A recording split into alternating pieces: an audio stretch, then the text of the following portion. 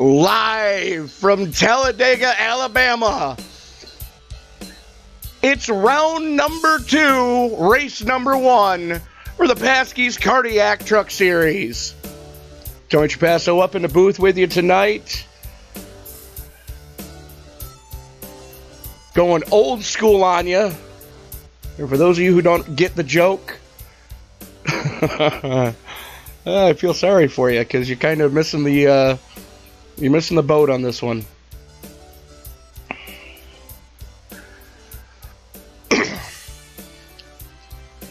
Tonight's broadcast, of course, being brought to you by Pasky Sports and More in the greater Marietta, Ohio Metroplex for all of your company function needs, school functions, fundraisers, and home of a very awesome trivia night. Pasky Sports and More is who you want to get in touch with. Tonight's overlay being brought to you by Paul Zoda and PZ Overlays. Some of the most beautiful overlays in all of iRacing. For more information on how you can get your own, you can find Paul Zoda on his Facebook page. It's Paul Zoda, PZ Overlays. And of course, we would be remiss if we didn't mention our very good friends over at pH Aware. Pulmonary hypertension is one of the most difficult to diagnose terminal illnesses on the planet, due to the way that it masks itself as so many other terminal illnesses. Usually by the time doctors can put the pieces together, the only course of action left is a double lung transplant. For more information on how you can get pH Aware, we ask that you go to phaware.global. The chase is on. There are 8 drivers left. We cut heads last week, and making the cut, Matt Kleinschmidt sitting atop the board, Tanner Koster, John Jenkins, Kyle Gilbert, Dylan Moskowitz, Kevin Paskowitz, Chris Bouchard, and Sean Weaver actually made the cut, but due to family commitments had to withdraw, which means Mike Whitaker gets the final round of 8 chase spot. So, good on you guys for being able to do that one.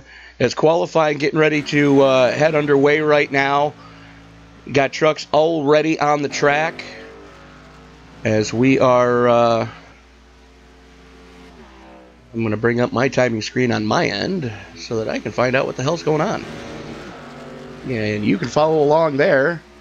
Nobody has actually put up a time yet, just so you know.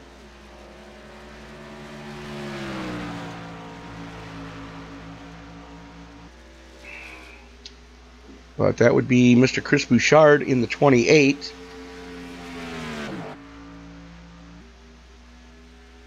And there's Travis Brown in the 01. Let's follow along with Chris, as he seems to be up to speed the quickest so far. If it was once called the sandbagger line, way up on the high side like that, and what he's doing is, with the restrictor plates that are on these trucks, Chris is trying to use as much of the track on his outlap as he can to try to get that truck as wound up as he can, because normally it takes about a lap and a half with a restrictor plate to get these trucks up to full song. So you're going to see him stay high going through one again. He's actually started his first time lap in the Save the Tatas number 28. And please remember, ladies, 1 in 8 women will be diagnosed in their lifetime with breast cancer.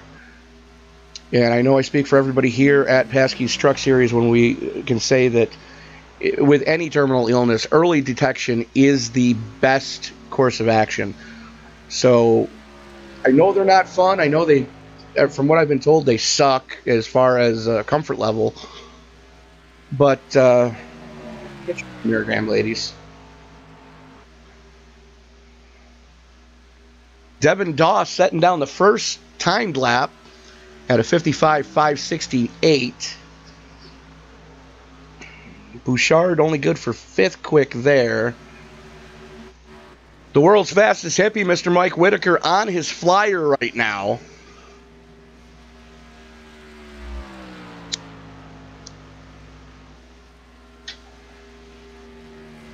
And in case you're wondering why we call Mike the world's fastest hippie, just look at the tie-dye paint scheme on the 707 and guess. That's all I'm going to say. But if the hot lap session is any indication, for the first time ever at a plate track, we are not going to have a full field. Whitaker comes around for a second and goes fourth quick. Devin Doss to the top of the board. Marshall Newton sitting second quick as Chris Bouchard goes second quick with his last flyer. Ty Harris currently sitting, got bumped to sixth. Kyle Gilbert was good enough to take the top flight Chevy into the number 3 slot. Making his comeback in the Food Country USA Lay's Tide Pod Challenge number 53. Our good friend Mr. Joe Morganti back with the league. Good to see Joe back. He just got bumped down to 10th by the Jersey Jet himself, Johnny Antonucci.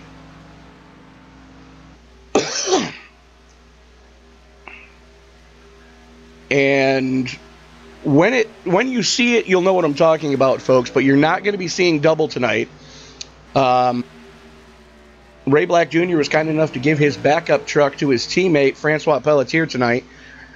Frenchie actually hand grenaded the engine during practice in the Gold Cube number 19, and he's going to be running the backup Scuba Life truck tonight.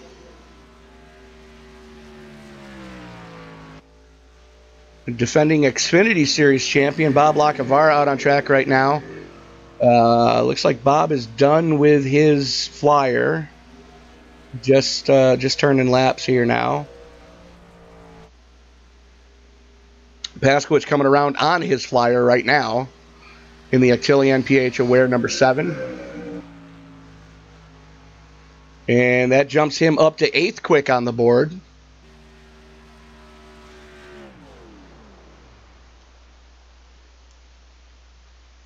Pushes in the clutch and calls it done. Tyler Vickery in the Full Sail University number 19. Currently sitting 11th quick, so just outside the top 10. Making his Truck Series debut tonight.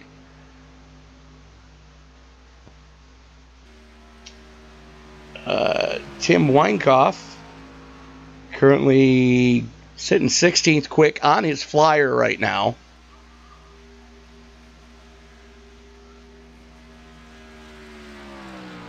Let's take a look at what we were talking about earlier. Yeah, you see the 007. They added a 0 in front of the number that was on Ray Black Jr.'s backup truck so that scoring could keep figure out what the hell's going on there. So, no, folks, you're not seeing double. There are actually 2 Scuba Life trucks here tonight. And trust me, it's going to get confusing because I hate when this happens.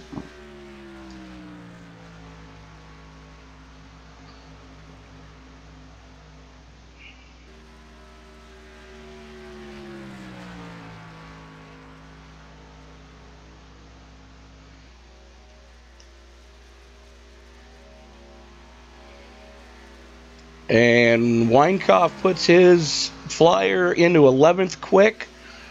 Ray Black Jr. goes 12th. Francois Pelletier on his flyer right now. Frenchie just hugging that yellow line.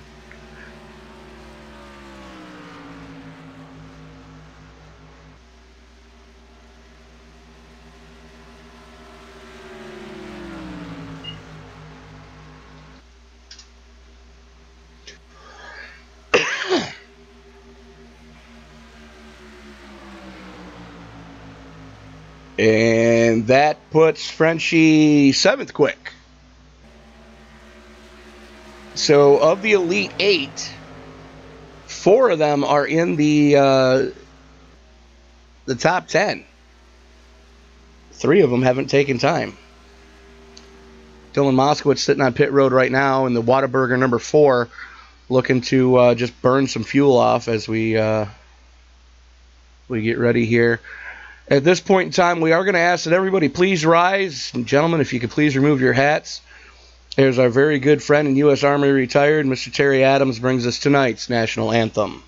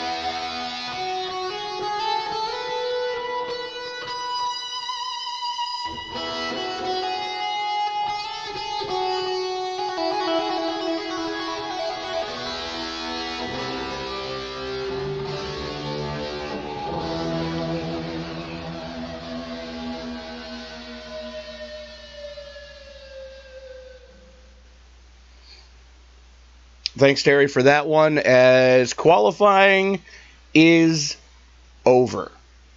If you haven't put your times in now, too bad, so sad. As time to start the gridding.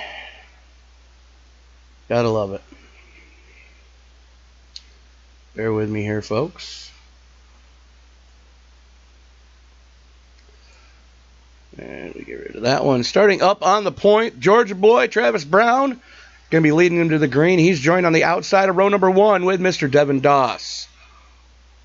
Row number 2 is going to go to Kyle Gilbert and Chris Bouchard. Marshall Newton and Tyrone Harris make up row number 3. Row 4 is going to see Francois Pelletier and Brandon Stokes. Kevin Paskowich and Mike Whitaker, 2 chasers, make up row number 5. Jordan Berry and Tim Weinkoff in his debut start make up row number 6. Ray Black Jr. and Tyler Vickery are going to start off in row number 7. Row 8 is going to see Johnny Antonucci and Joe Morganti. Row 9, we've got Tanner Koster and Brad Allison. Bob Lacavara and James McDavid slated to go off in row 10. Row 11 is going to see Parker Alexander and John Jenkins. Dylan Moskowitz and Jeff Mayer going to roll off in row number 12. And Matt Kleinschmidt going to take the provisional and start shotgun on the field.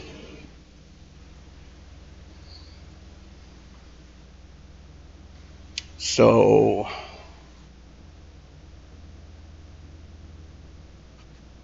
field gridding up right now.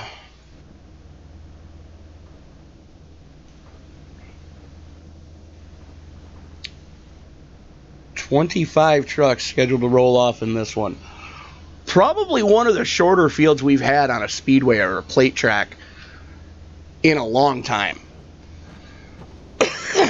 And Kleinschmidt going to pit start. Not on the track right now.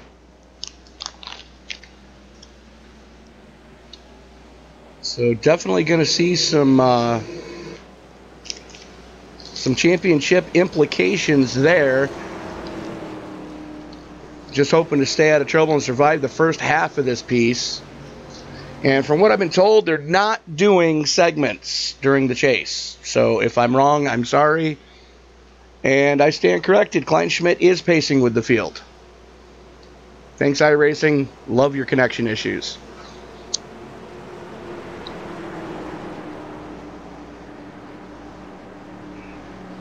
Take a quick look at the weather for tonight. Relatively cool ambient air temperature, 96-degree track temperature at right this second. That's what's got me a little bit concerned as we see some drivers drop into the tail of the field, taking some EOLs. I believe Pelletier is going to be one of them because he had to change trucks from what he started with. And it looks like Ray Black Jr. is going back there as well. Field working its way into the 3-4 complex. 94 laps of scheduled distance here tonight. Race number 1 of round number 2 of season number 2. Gotta love it, folks.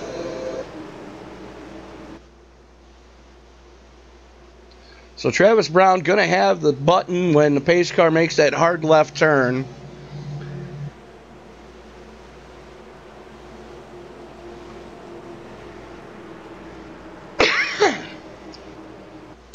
Field working towards the pit entrance. Pace car starts to duck in as the field makes its way towards the tri-oval. The only thing that's left to say is, Grandpa, it's time to pop a Viagra and get it on at Talladega with the Pasky's Cardiac Truck Series. Green, green, green. Green flag comes out. Brown pulls the trigger. Holds him back a little bit. Doesn't want to get too big of a jump because you're a sitting duck at that point.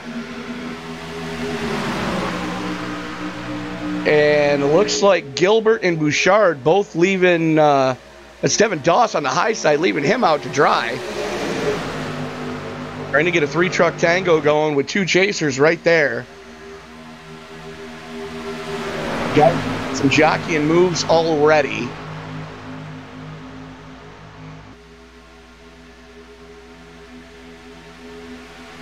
The field getting a little bit strung out early. That's not something we normally see here at Dega, but kind of refreshing in a way because it's less likely to have things go sideways, shall we say. Everybody kind of minding their P's and Q's. Everybody giving a lot of give right now, not so much take. Everybody's just trying to find some clean track and hide, basically, which is all you can hope to do for the first, basically, half of this race. Chris Bouchard testing the waters early to see what's going on that high lane. Got a lot of help with Devin Doss. Doss giving him a shove right now to see what's going on. Bouchard with a nose out front as they haul off into turn number 3. Travis Brown, though, with the preferred line through the 3-4 complex. Not so much drafting help, but he does have Kyle Gilbert there right behind him. This is probably one of the most sketchiest parts of the track because that front tri-oval section, 80 thousandths of a second at that one to Brown.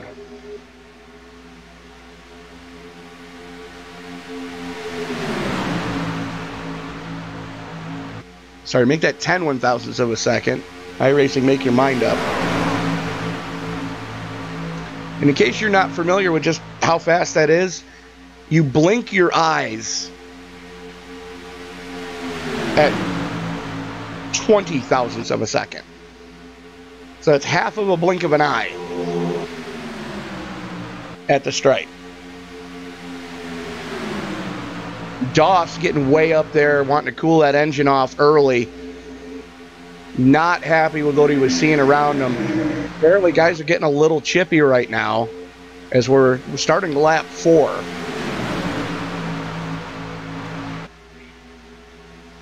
Brown, Gilbert, Newton, Paskowitz, Bouchard, Harris, Berry, Whitaker, Morganti, and Stokes, your top 10 as they were scored at the line.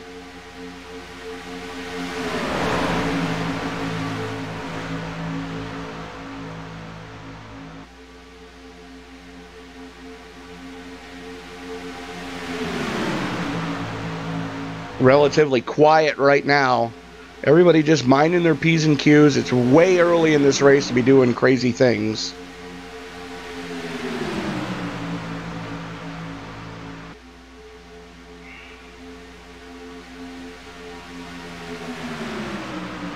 So one reason why I love coming to the super speedways with this league, because all the drivers know, respect, and fear this track.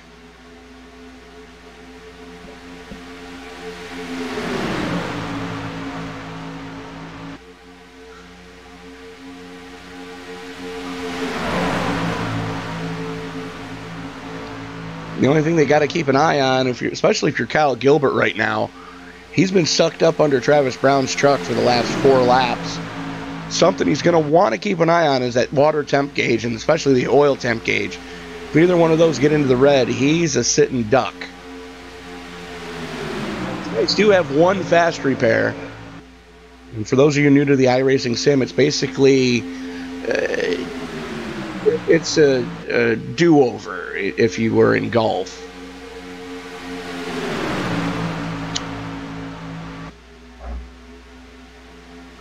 A mulligan, if you will. You're allowed 1 mulligan per race.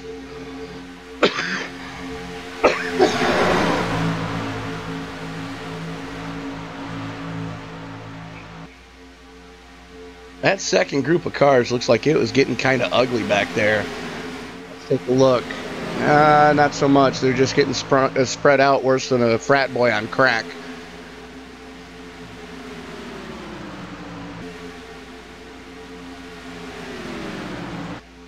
Let's take a look back up towards the front of the field. That's Ty Harris on the high side helping out Chris Bouchard. These two have worked well together in the past. It's good to see them trying to work together now. Mike Whitaker trying to make some hay on the high side. We know Whitaker's not afraid to rim ride at any track we go to.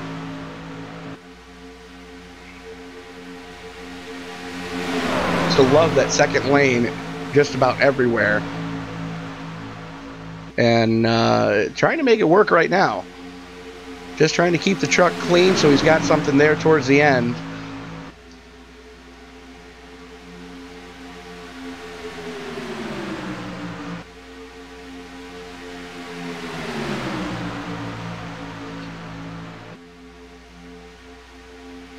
So as Brown continues to lead,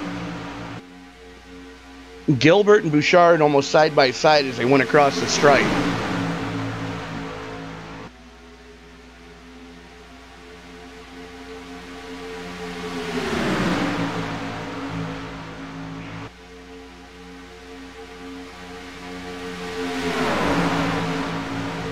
Whoa, hang on to her, Ty. A little bit of a death wiggle from the one of Ty Harris there for a second. Collected back up, and we stay clean and green.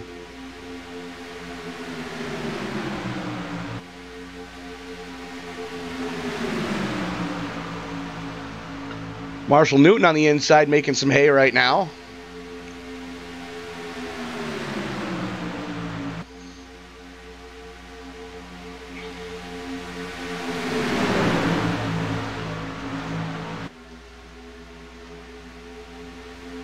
And it looks like Mike Whitaker dropping back a little bit to pick up his fellow Jersey native, Johnny Antonucci.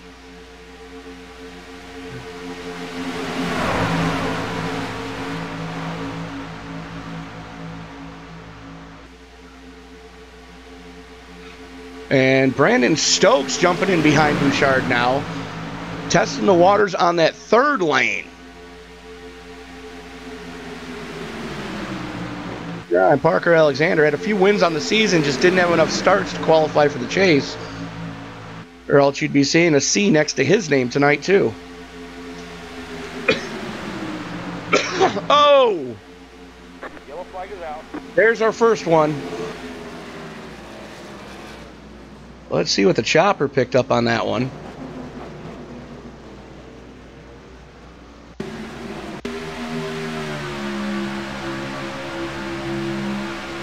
Ty Harris pinched up, tried to get in front of Bouchard to get the shove. The only thing is, he timed it wrong. Oh!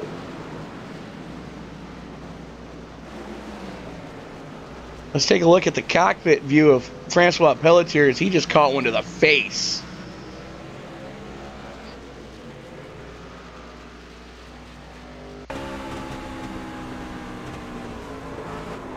Oh. Truck bed to the nose. Had his teammate Ray Black Jr. directly in front of him, couldn't see anything. So that's a rough one. That is definitely a rough one there. As we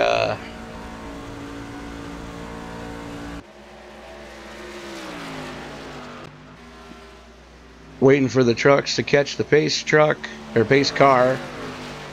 We are going to step away and take a word from our good friends over at Low Budget TV.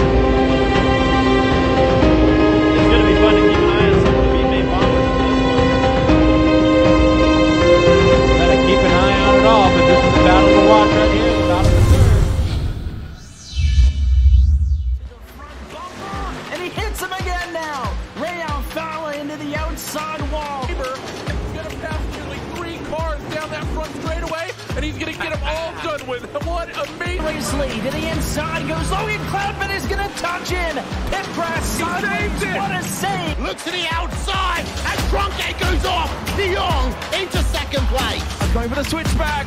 Oh, pinpoint driving. It's howling down to the inside. I trying this contact though. That's wide left of the racetrack.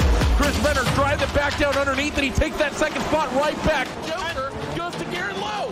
Garrett Lowe should take victory with all that contact. He's going to try and make the move around the outside the parabolica. That's not going to work, but he's going to try and get the cut back here. Get the run out the parabolica. That's beautifully done there. Michael Schumacher, there's a little bit of door banging as well.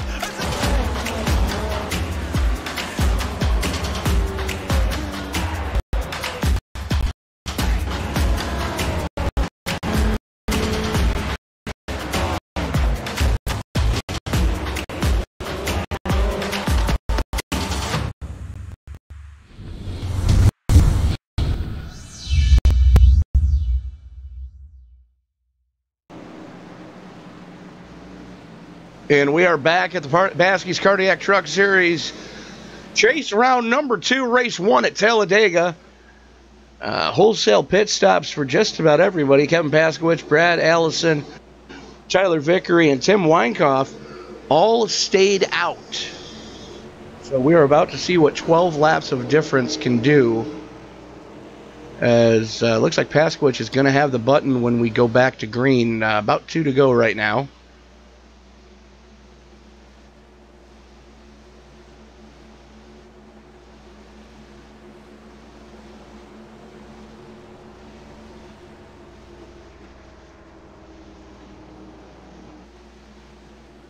And it looks like Johnny Antonucci missed his pit stall.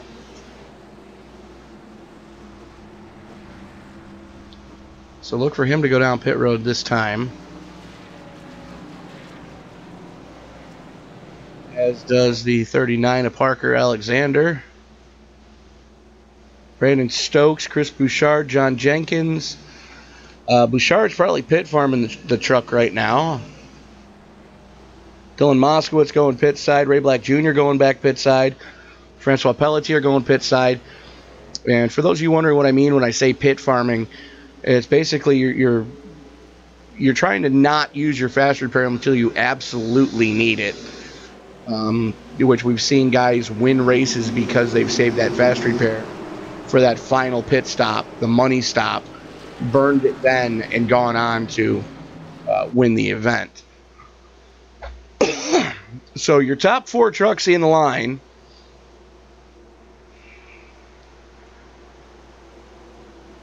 You got Paskowich, Allison, Vickery, Weinkauf, all of whom did not pit.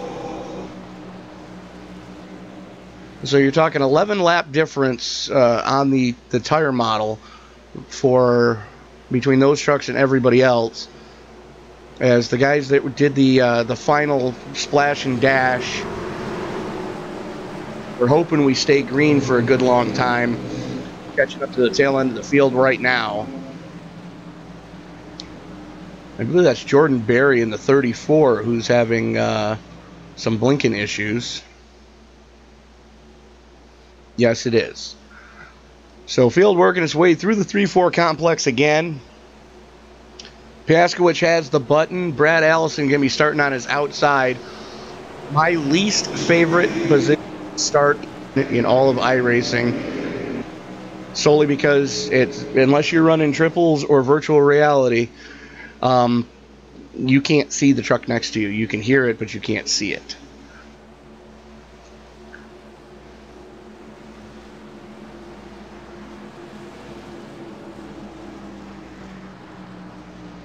You see Allison kind of,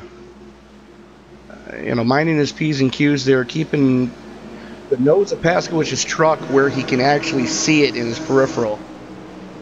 As they work their way into the tri-oval, don't expect anybody to really go early here, especially at Dega, because by the time that the rest of the field catches you, you're a sitting duck. Green flag, green flag. Green flag comes out, and Paskowich gets a probably too big of a jump, as Tyler Vickery kind of didn't go. And reeling Paskowich in quickly.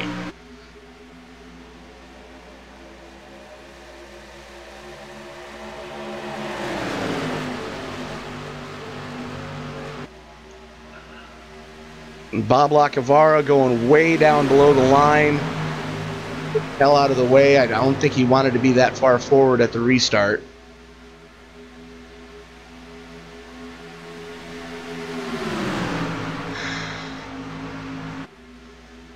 Meanwhile, Paskowich showing the way. Got some help from his teammate Tyler Vickery right now. That's Kyle Gilbert, third truck in line on the low side, currently sitting in 5th. And Weinkauf giving Brad Allison a good shove on the high side. Tim might want to be a little bit careful, though, as being it's his first race with the league, realizes Brad Allison is actually one of our Australian drivers, so... connection. Oh, hang on to her, kid. Yep, there it goes. Yellow, yellow, yellow.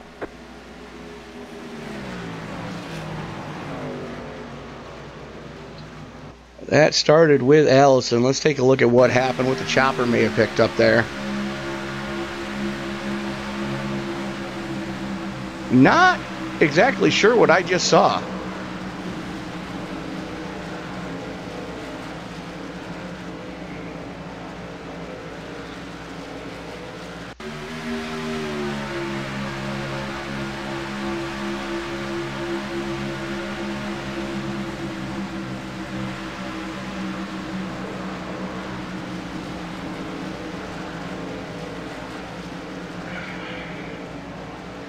That was a wild one.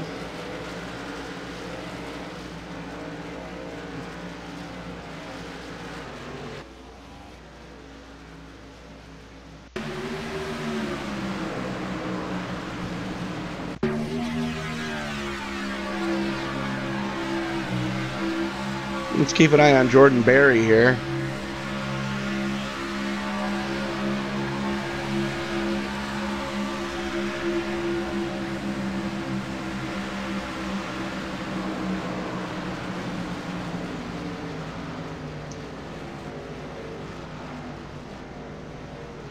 And unfortunately, Kyle Gilbert coming out on the losing end of that exchange.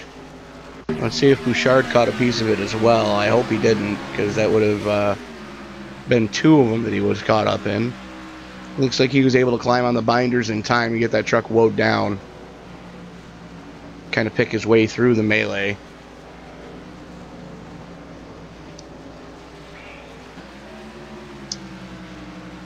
So, yeah, that just happened.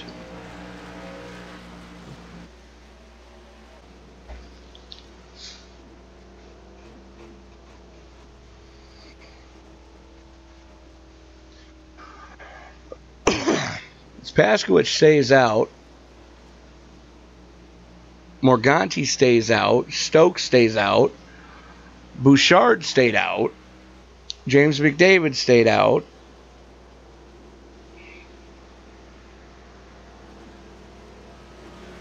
Bob Lacavar and Francois Pelletier stayed out. Everybody from Weinkauf back took it down pit side.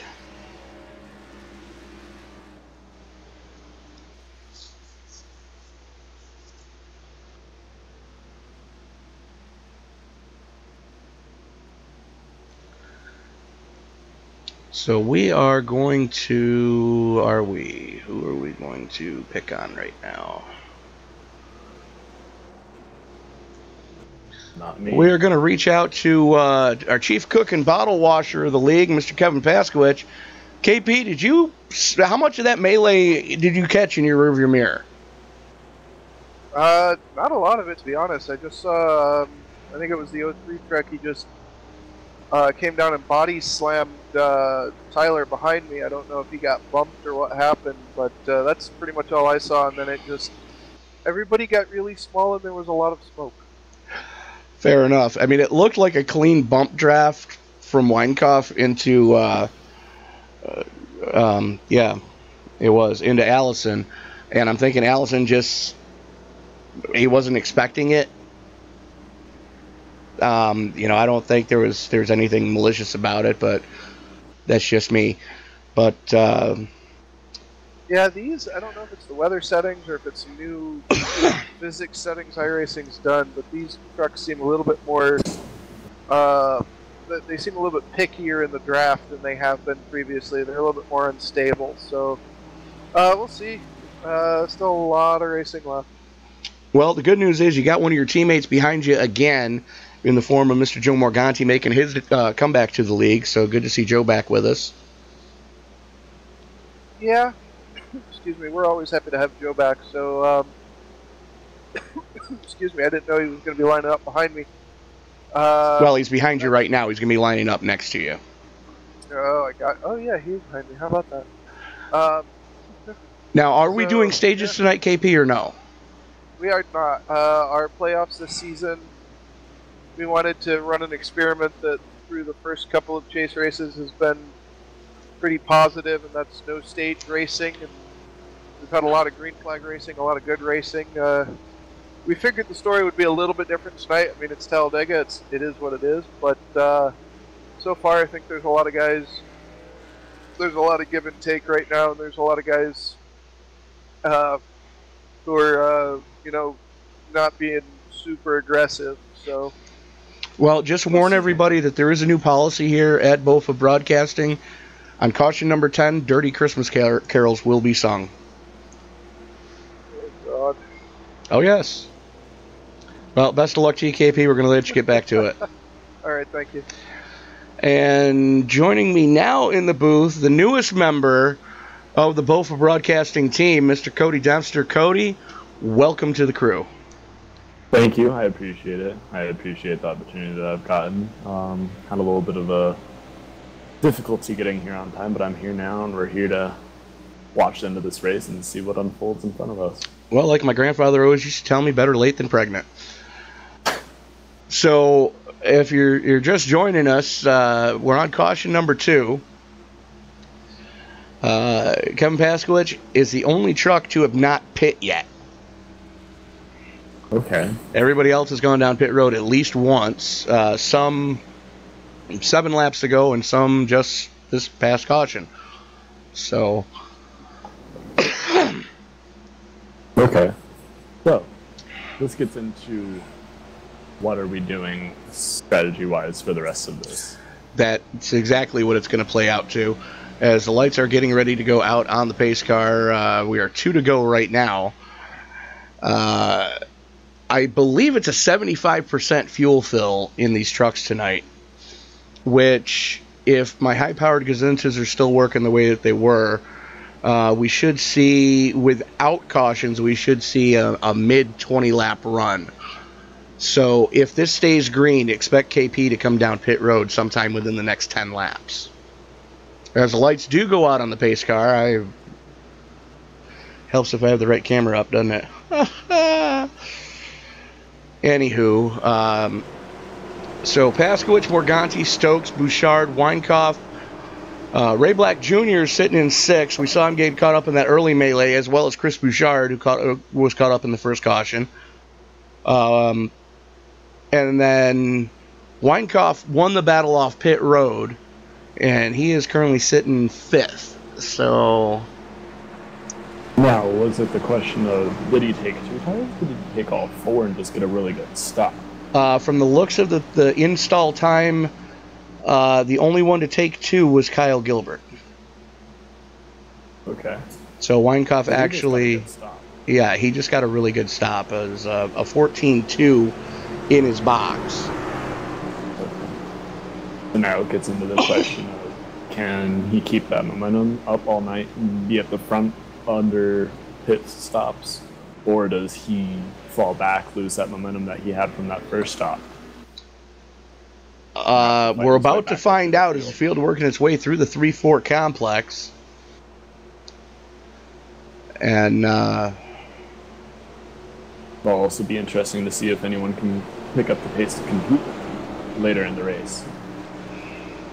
Well, I'm interested to see what 18 laps are going to look like when KP goes to pull the trigger to restart this thing. Now, it's not like a short track where you can get overly aggressive. This is Dega. If you get any sort of a lead coming off of the restart, you're a sitting duck by the time you get to the super stretch.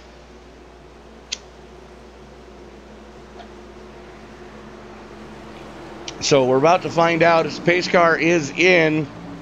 Paskowicz has the button. He's got his teammate Joe Morganti on his outside. And a pack of hungry dogs behind him. Looking back through the field, all the cars behind him up until the 59 are clean without damage. So it'll be interesting to see if that 59 will keep up with that front end damage, or if he will fall back. Well, you're not looking too close then, because you've got a lot of trucks with damage here. Both Scuba Life trucks took to the face already. Chris Bouchard's 28 has taken a truck to the face already. And none of them have used their fast repairs. They've all been pit farming these trucks. Well, it's not rendering on my game then, and I apologize. Not a problem. But Morganti getting the push from hell by Bouchard right now. Got a nose out front and gets the clear on his teammate as they haul off into turn number 3. Now the question is, will that outside line hold its momentum, or will it fall off as the trucks start to dive back down to the bottom? It all depends on how aggressive Brandon Stokes wants to be pushing Bouchard. And from the looks of it, he wants to be very aggressive. Those two have worked well together in the past. And Bouchard hangs him out to dry.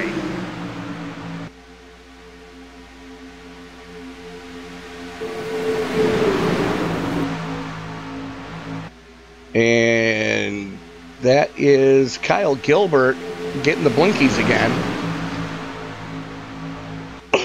So being as you're the newest member of the team, jeepers. Brandon Stokes gets the run from hell going down the super stretch. Being as you're in the sucker hole, not where you want to be. Maybe get it back to the single file exiting 4, or double file exiting 4. Well, I'm going to go out on a limb and say that I believe that was Marshall Newton. Yeah, it was Marshall Newton in the 76. Wanted none of that 3 wide going into 3. Yeah, it's early on in this race. Lap 21, heading on to lap 22 as the 21 crosses the line in first, I believe. Let's see. it's too early to go 3 wide. You have a lot of race time left. You have a lot of time to make up those spots.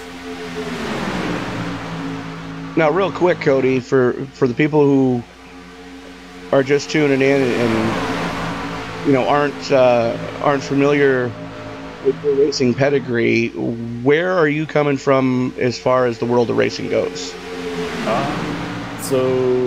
I'm in my 10th year of racing. I raced go-karts for 7 years. I got into legend cars for 3 years this year. Oh, as we see the 227 get turned and brings out the next caution. I'm going to have to say that was probably due to a lot of net code. He was blinking quite heavily. Yes, sir. Let's back that up and take a look at it again. We got KP right behind him. And that's a bump draft gone wrong. Bumper's not lined up. Just barely clicked that right rear quarter panel and just turned him head on up into the wall. Oh, keep your eye on the PH Aware Octillion number 7 right behind him. Yes. Wow. That was ugly.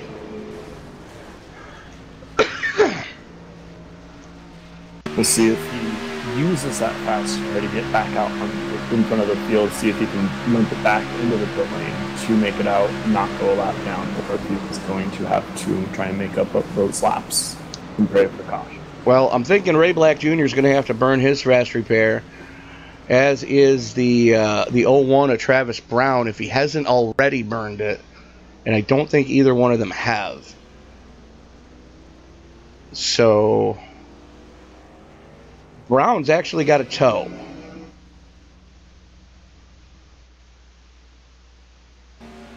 Bob Lacavara towing. A lot of damage on the Conversion Composites number 5. Johnny Antonucci limping the Goodyear Toyota. Yeah, he's going to have to tow it. So that's a rough one. That is definitely a rough one. We just saw a couple guys have our first, thank God this is a simulator, moments of the night.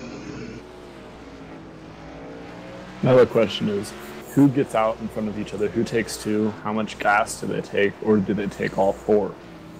We'll see who gets out on or off pit road first. Oh, who's this rolling at us? It is that would be Mr. Joe Morganti. With the 24 of Tim Weinhoff behind them. Both of them having stellar stops. But, funny enough, both of those drivers are in the same position when they went into pit road coming out, following each other.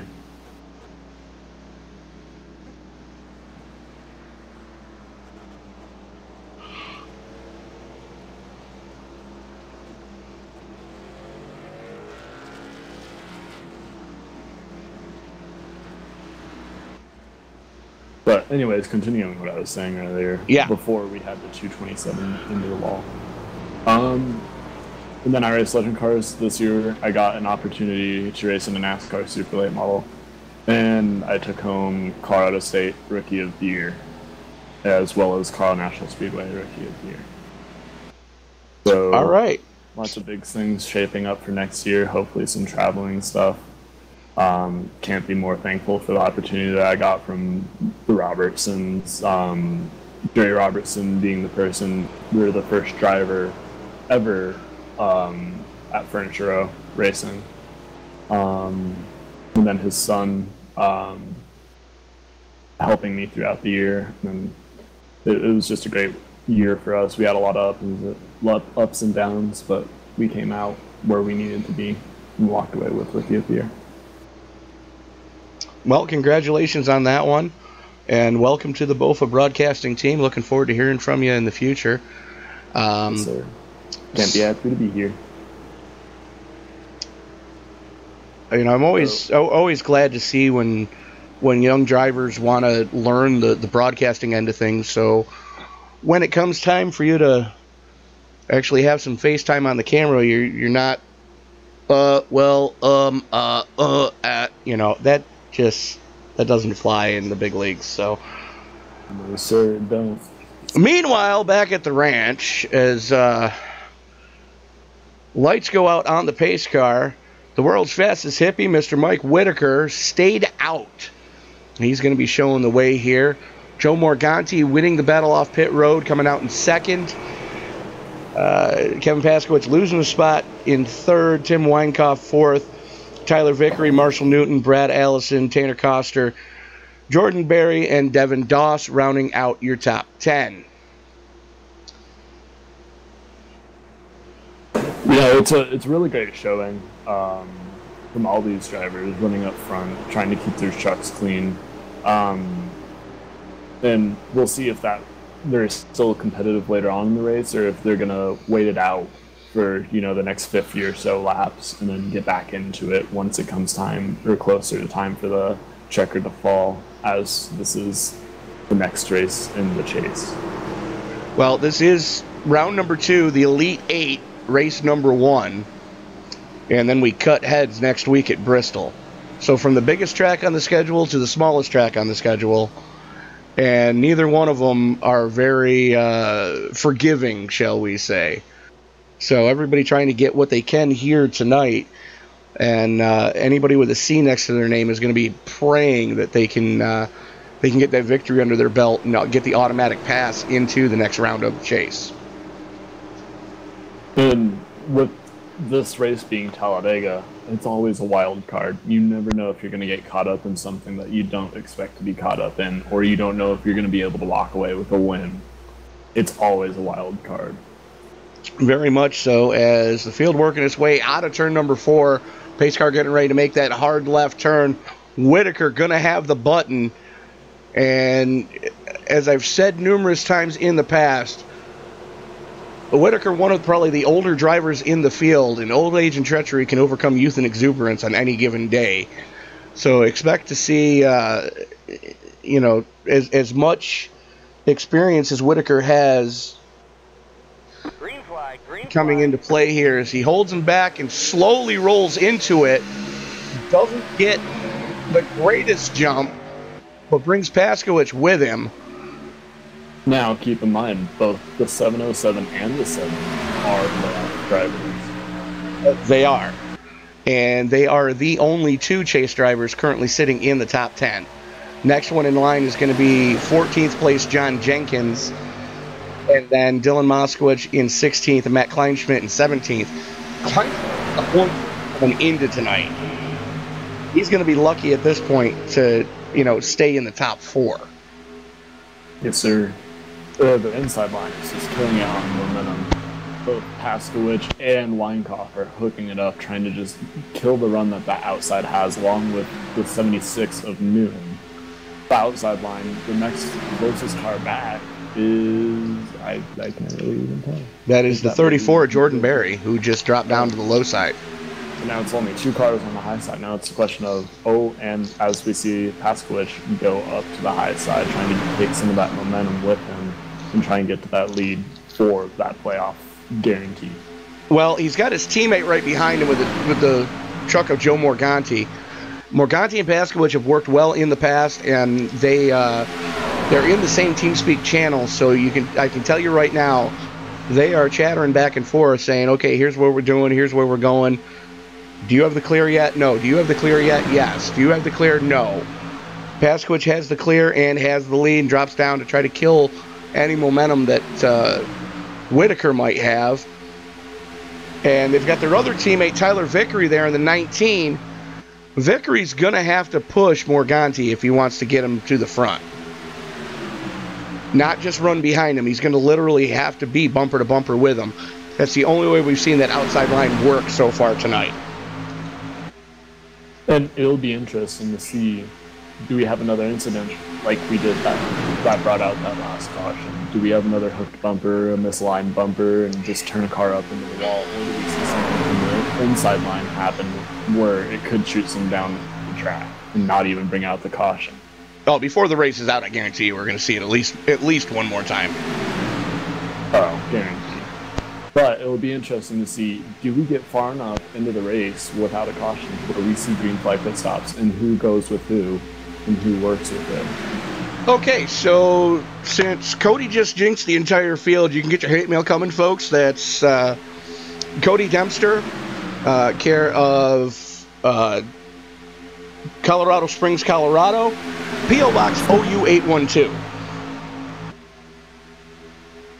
I appreciate it. We'll be here all night. Yeah, that's something we try not to talk about too much until it's actually happening. But so far, so good. Yeah, so far, so good. Right now, Whitaker, with the oldest tires on the track, if we do go green flag stops, expect to see the 707 of the world's fastest hippie to be the first truck to go down pit side. Now the question is, will the 53 of Joe Morganti lead a lap, or will the 7 of Pasky beat him to the line? We shall find out. It looks like Pasky has a nose out front, and give that one to Pasky. As he drops back down to the bottom, leaving the 34 of Jordan Berry on the outside. We just keep seeing cars cycle back and forth, up and down the top. Well, this is one of those few tracks that you really have to work the high line to get it to really play in your favor. As we see Tim Weinkauf go the high side, he's been hugging the bottom ever since I got here, so we'll see what kind of momentum he can bring with him and see if he can get to the front and lead a few laps. Well, it's going to be interesting to see what the rookie can do here. He's had an impressive drive so far, started in the top 10. And he's got John Jenkins, one of the chase contenders, right in front of him. As they're starting to take 3 wide with... That's Barry in the middle. I'm still learning names. And he leads Jenkins on the high side and starts to push Barry. That's what happens here. You think you have a friend and you end up making an enemy. We'll see if he can carry that momentum still as he gained another spot. But that 707 is just holding it strong third. Hasn't tried to make any moves as he's just waiting out. Whitaker is one of the most calculating drivers on the track. You know, I've said about old age and treachery before. If it comes down to a fuel mileage race, don't ever count out the 707. He has some of the best fuel strategy I've ever seen in any form of racing. And with a track like that, that's what you need. You need to see how far you can stretch your fuel. See if you can make it that extra lap. Who knows? You might not have to pit under a caution. You can make a boatload of time. 4 spots. And give that lap to Jordan Berry in the 34, as Weinkauf and Jenkins both looks like they may, if they didn't brush the wall coming off of 2, another coat of paint, they both would have been in trouble. They're both getting hung out to dry though. We'll see if Weinkauf, he goes back down to the bottom as well as the 25. 4 cars too well hooked up. I make that. They're trying to be hooked up, that I should say, as they're trying to make it 2x2x2. Or 2, but you know what I mean. Oh yeah, no, I know exactly what you mean.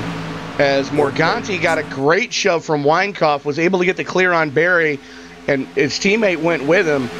So 2 phenomenal Evolution drivers sitting 1-2 right now. And here comes Weinkauf on the high side. John Jenkins pushing the daylights out of him as Whitaker moves to the high side to help him. Now the question is, does the 24 of Weinkauf stay up there, or does he help the 25, or go down and try to block that run from the 7, or does he help the 25 and see if he can push both of them? Well, it all depends on how aggressive Jenkins is. If Jenkins comes off of his rear bumper for the briefest of moments, I would expect to see the 24 drop down to that low line, which is going to be the preferred line in the corners. He was thinking about it, just Pasky was still there. We'll see if he can keep that momentum up down the back chute, though, and complete the pass and actually get down to the bottom. Well, it's a drag race down the super stretch right now. As Pasky and Morganti on the low side. And Weinkauf and Jenkins on the high side. With Whitaker, the world's fastest 50 behind him. Finally moved off that old inside line and is trying to make some moves, trying not to fall too far back in the field because he knows that if the wreck happens out front, he has less chance of making it through. It's not uncommon to see Whitaker in that second lane, especially when we come to plate tracks like this. And if you look, they are coming up on the lap truck. I believe that's James McDavid.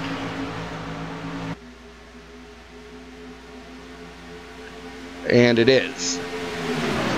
And he gives plenty of room and just leaves the second and third lane, or first and second lanes open.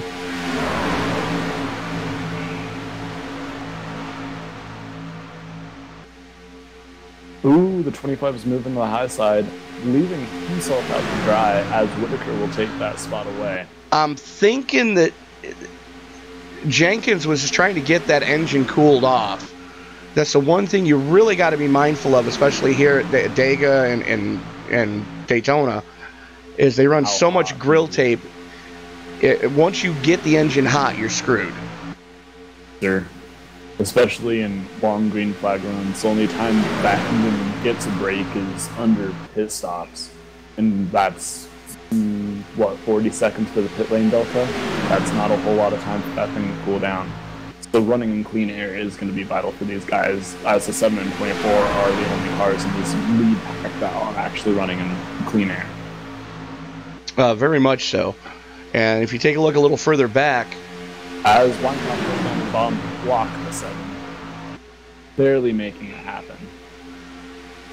So the rookie making some moves here as Pasky moves to that second lane to hang the rookie out to dry. He's getting very hung out. Whitaker might lead this lap, and he does. As he's back to the lead, and he drops all the way down to the bottom. So does the 7. And what was 3 rows deep of 3 wide is now 1 row, now no row to 3 wide. Well, that's something that you're probably going to see a lot of, especially in the longer runs here. Is this field has a tendency, especially on the long green flag runs, to get more strung out than a frat boy on a bender. But I'm expecting Whitaker within the next 10 laps to have to take it pit side. I expect most cars to, wouldn't you? I mean, as you said before, it's, 21 to 25 laps for a fuel window? No. Probably mid-20s under green. But we've had some caution laps. Whitaker's 22 laps into his stint already. That's very true. So most of your drivers did come down pit road, though. I wonder if Whitaker just didn't take tires. No, he just didn't go down pit side. Period. All right. At all. All right. I catch you good.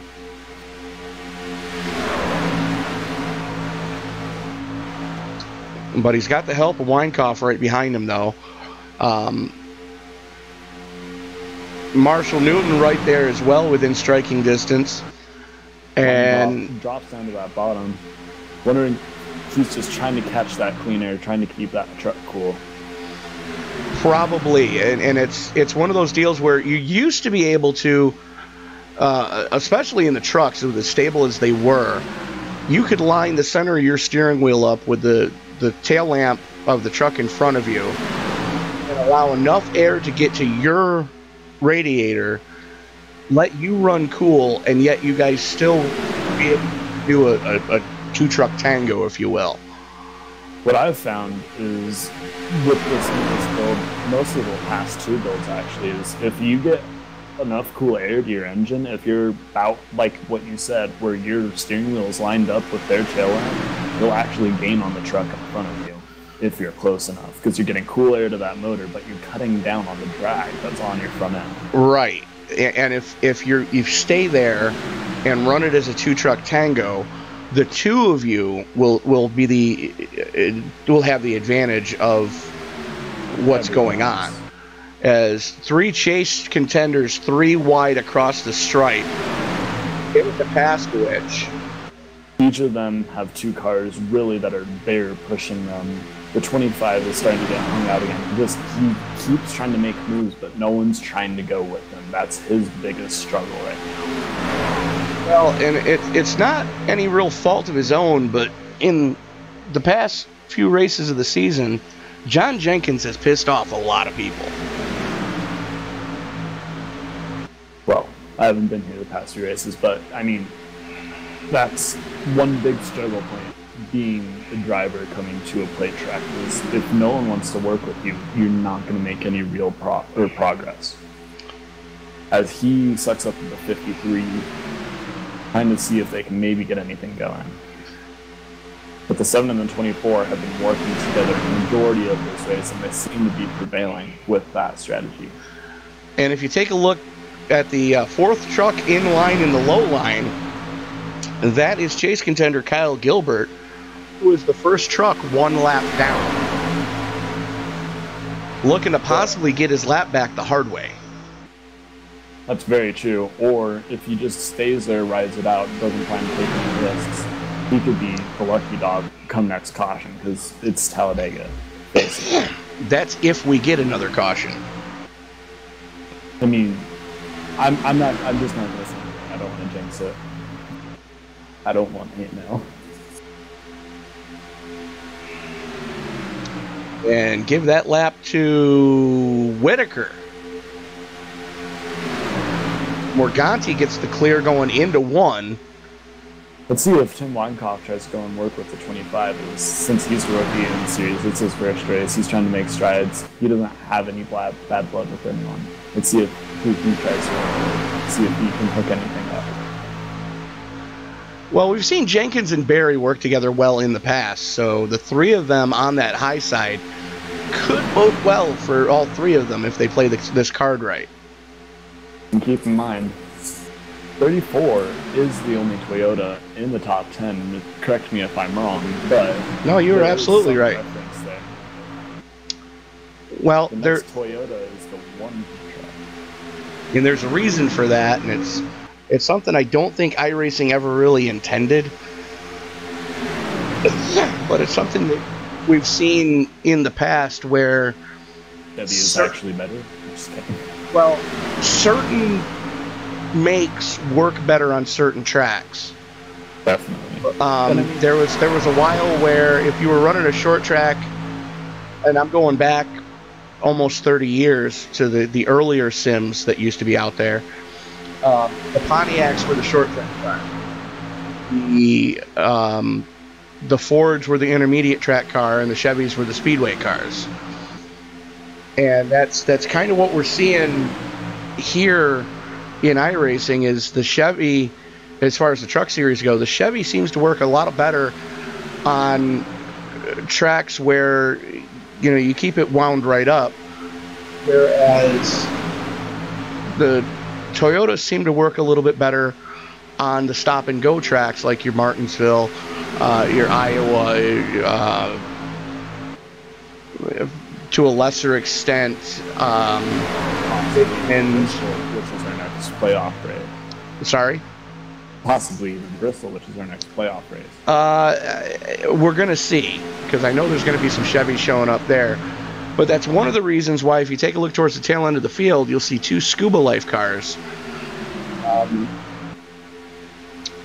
Francois Pelletier was trying to keep up with his teammate in the practice session and actually hand grenaded two engines trying to keep his Gold Cube Toyota right there with Ray Black Jr. And finally Ray said, yeah, why don't you just take my backup truck, we'll add a 0 to it and call it good.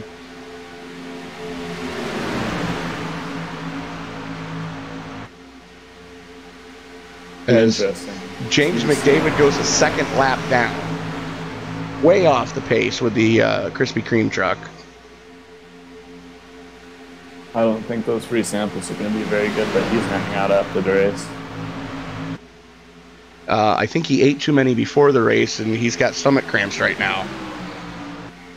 Well, that's no good either. Let's see if the 34 actually makes it up to the front. As He's pushing the 24 with Weinkoff, but the 7 and the 25 are hooked up on the outside along with the 53 truck. And give that lap to Tim Weinkoff. His first lap led tonight. I'm sorry, has led 5 laps tonight. 75 thousandths to the good at the stripe. We're making a lot of momentum. 34 making a lot of momentum on that bottom, but that high sign just rolls some momentum so well down the straightaway and through the dog leg in the front stretch.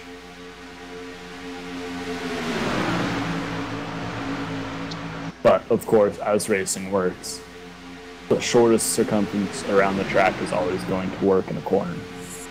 Unless you've got 2 engines trying to push you, which is what we're seeing right now with Pasky pushing the daylights out of John Jenkins. Now, as we seem to be getting closer to the end of the fuel end, we'll see who tries to push it as far as they can on fuel, or who pits early and tries to hook up with a couple of trucks and get ahead of everyone else. It'll be really interesting to see who works with who. And Tim Weinkoff being the new truck, the new guy, the new racer, who does he work with? He doesn't really have teammates in the series. He has friends that he's made tonight, being probably the 34, as he's worked with him a lot. But he doesn't have teammates like the 7 does, or the 76 does, or the 27 does. True story. But the story right now is, how many more laps of fuel does Mike Whitaker have in the 707? He's already 32 laps into this fuel run. And I'm shocked that he hasn't gone pit side yet. But then again, he hasn't been really pushing the issue. He hasn't been, letting that truck break all the air. He's been trying to conserve fuel as much as he can.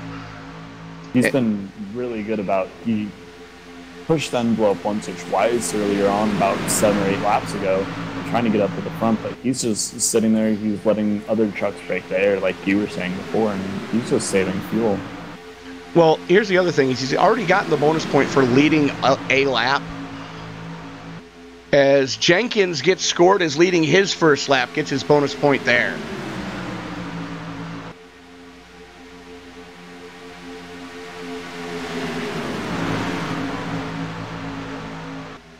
These guys are starting to get racy as we get further and further into this run. It'll be a question of, do we have another incident like we did before? Now, cautions do be cautions, but we had a caution before, and we haven't had a caution in 17 laps or so? We haven't had a caution in 25 laps. Well, I'll be darned.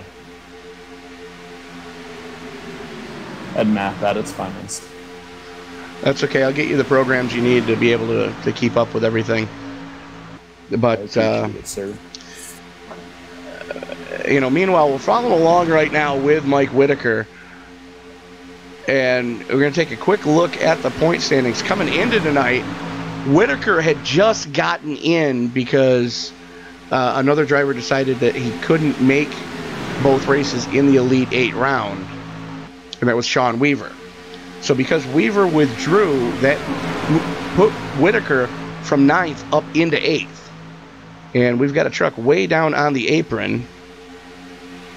And it's not Whitaker. No, it is, that was Marshall Newton. Let's take a look and see what happened to Marshall there. Looks like he may have gotten shuffled out of line. Excuse me. He may have gotten shuffled out of line coming down the super stretch. Yep, just got it all wrong. Knew if he hit, I believe that's Morganti? No, that was Weinkoff. Knew if he got into Weinkoff in front of him, it was going to end poorly for everybody. So discretion, the better part of valor there. As Brandon Stokes. I can't tell what truck that is. Who's that? 21. Weinkoff in the 21 are the only cars. That's Brandon Stokes in the 21. Working with Weinkoff right now, trying to make something happen on that high side. Stokes is another one that just barely missed getting into the chase on starts. So That's a 21 leads a lap. Give a point to him. that's his third lap led. And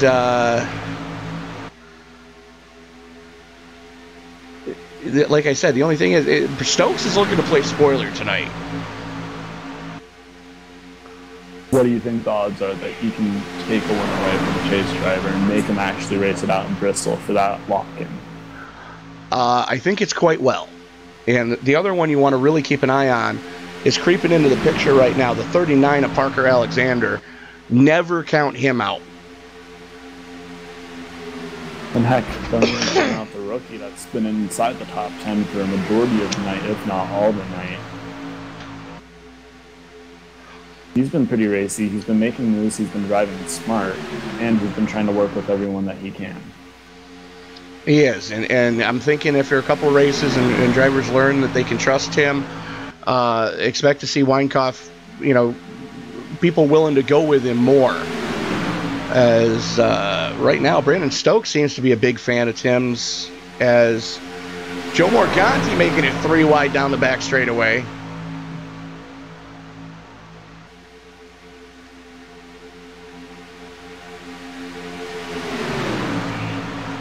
And color me shocked that Whitaker still hasn't had to go pit side.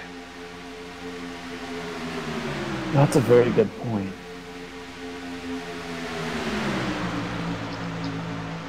I really want to know what the man is doing to make that truck still good on fuel. Or I really want to know how much fuel does he have left? I'm thinking he's trying to run this tank as far as he can so that his next stop is the money stop. That's a very good point. We're going to be 40 to go this coming time across the stripe. Whitaker's only 2 laps away from being 40 laps on his tank. Fastest hippie in the West. Or, in this case, fastest hippie in Bama. Well, sometimes we call him the Jersey Jet, too, so... That's only on rare occasions. As the 92 truck goes yet another lap down. Yeah, James McDavid is just having nothing but bad luck tonight. Cannot catch a break. And take a look at who's on that third lane. That is Parker Alexander in the Doing It for Dale, number 39. Tim Weinkauf was moving a lot of ground, was helping other drivers, but he's just been left out to dry, and he doesn't have a place to fall in line unless someone's really letting him.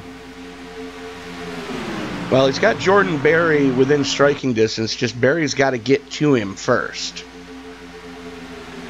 As he's side by side with Whitaker, who has still yet to make his pit stop. 39 laps, it'll be 40 this time across the stripe for Whitaker.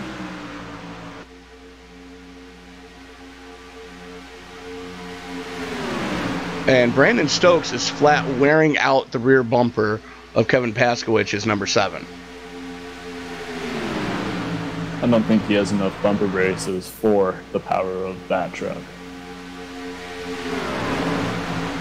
And if you take a quick look at the rundown of the points, Paskowicz, chase driver, leading this thing.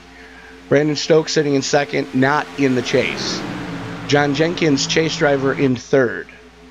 Chris Bouchard, chase driver, 5th truck on track, 4th in scoring. And then Mike Whitaker in 5th, who's actually the 7th truck on track. You've got the 01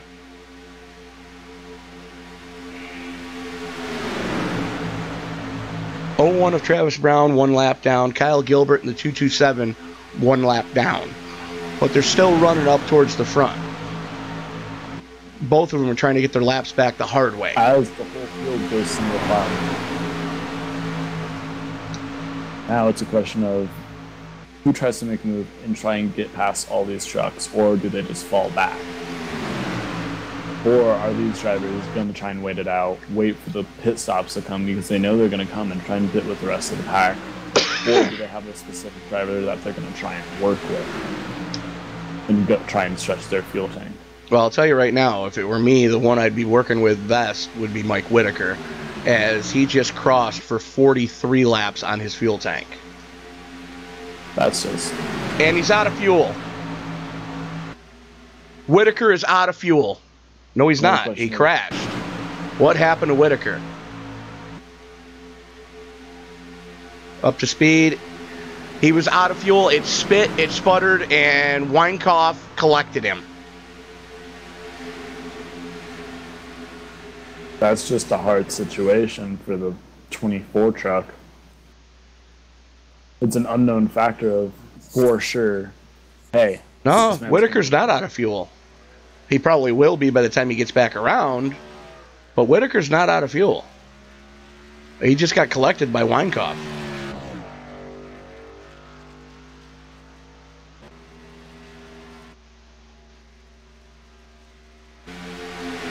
Well, that definitely shook up the point standings.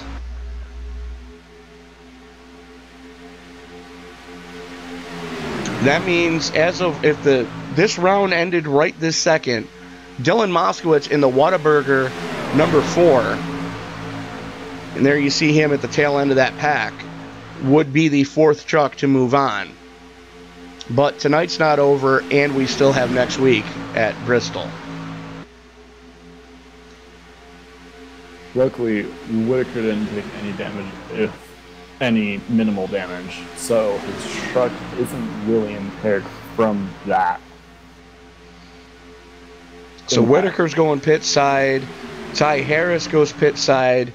Tyler Vickery just went pit side. He's coming back out now. We're within the window of you can make it from here.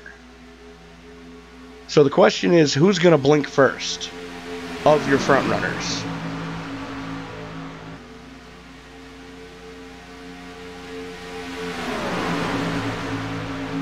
As these drivers are still single file for the most part. Well, I can tell you right now, if you're anywhere in that lead pack and you plan on going pit side, you better announce it early so that everybody around you knows what the hell's going on. Or else we are going to see calamity. And now that we're getting into the green flag pit stop phase, who tries to push it getting into the pits? Or do we see drivers get speeding penalties? Oh, we're going to see speeding penalties. As right now, Ray Black Jr. going pit side, Francois Pelletier going pit side, Jeff Mayer, Kleinschmidt is pit side. You hear drivers announcing that they're going pit side.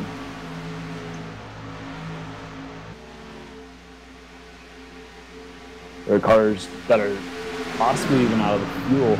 Maybe the 19's out of fuel, or he's just dropping out of the pack trying to get to... No, he's still trying to get up to speed. Oh, here we go. Everyone's down. Oh, the 24 of Weinkauf locked it up. Trying to get it into the pits. Collected the 34 with him. Bouchard pounded it down pit lane. But Weinkauf isn't going to take the unsafe pit entry penalty, and he's going to go and try and make another lap. Now, the race off this pit road of where do drivers end up now? Well, right sides are on, left sides are on. Paskowicz is down and away. The 21 of Stokes is down and away. First, Alexander follows Stokes. Bouchard won the battle. Hit his marks dead nut perfect. 13-4 in his stall.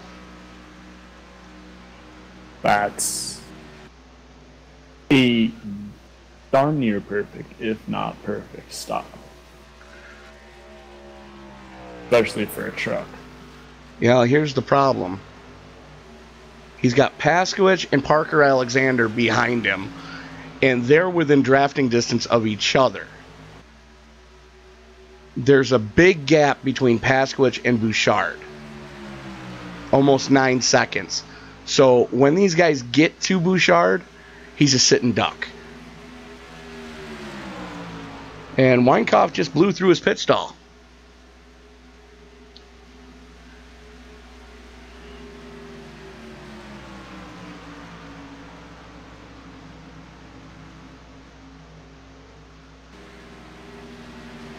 So the guy who's leading this piece, at least right now, coming out of pit road, John Jenkins, and Pasky just blew by Bouchard like he was in reverse. When they get to Jenkins, Jenkins is in trouble. Now, does Bouchard, can he get enough momentum, can he get enough draft to suck back up to them, or does he try and fall back and work with the 21 and try and catch up to them? From the looks of it, he's not keeping up with the back end of Parker Alexander. They're starting to gap him. Or are they? Let's keep an eye on that gap right there.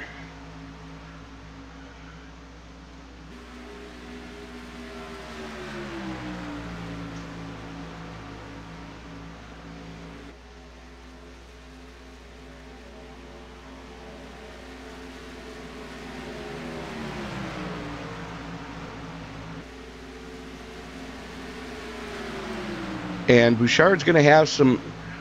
There it goes. Pasky to the point.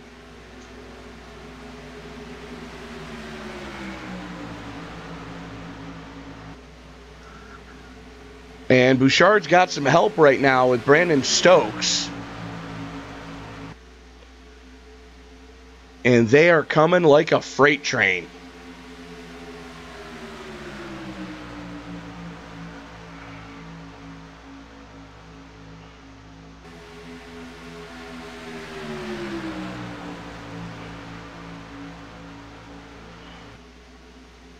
Now this is where it really gets interesting.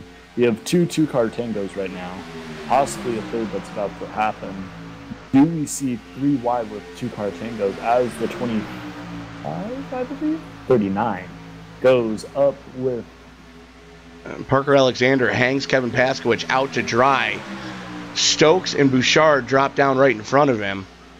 I'm thinking Pasky might be content with a podium here tonight. That's a good finish. That's good playoff points. That's what he needs to continue into the next round of the chase. Absolutely. And the one who's got to be pleased right now, and you can see a little bit of a crinkle in the nose of that Save the Tatas 28. Chris Bouchard got caught up in the first melee with Ty Harris. And, to come back and lead this thing like he is right now, he's got to be happy about this one. As they come up on the 707 of the world's fastest hippie. Now that damage may be affecting him, but it's not affecting him as much as it could be. As the or just very well could be. The 21 is rubbing the rear bumper of that truck to its max without actually spinning him. And that could be what's saving that 28 truck. And that's exactly what you're seeing. Brandon Stokes, one of the masters of the plate tracks.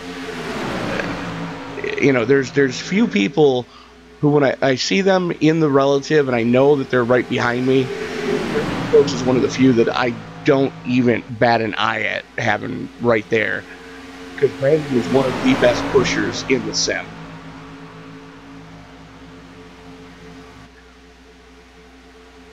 We're starting to gain more and more trucks in this pack, which will make it more and more racy. As we're on 67 next time by, will be lap 68 in this 94 lap race. Now, the question is, if we get another caution, do you pit for tires, maybe fuel to make sure that you make it, or do you risk it and try and stay out? That's a good question. I know we saw that Mike Whitaker was able to make older tires work. And Bouchard dropping up to pick up Stokes again. Stokes got shuffled out of line. Parker Alexander to the point now is he's got John Jenkins pushing the daylights out of here.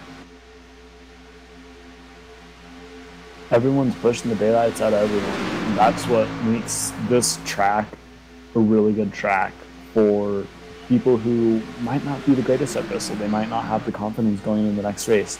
They know that they can maybe try and push the limits here, try and get that win, and try and push them further into the chase. Well, right now you got John Jenkins, who sits in second on track, currently leading chase points. Kevin Paskowicz, third on track, second in chase points. Chris Bouchard, fifth on track, third in chase points. And then Matt Kleinschmidt, who is mired in that second pack right there. You see him in the purple 05. And Matt running the colors of this month being domestic violence awareness. Of course, you know, nobody should have to ever go through that. As you know, Matt doing what he can to try to bring awareness to that. So thank you, Matt, for doing that. And then Chris Bouchard running the pink Save the Tatas, as October is also Breast Cancer Awareness Month. A lot of these drivers vote these trucks to something that's really close to them, such as, like you said, the Save the Tatas truck, breast cancer awareness.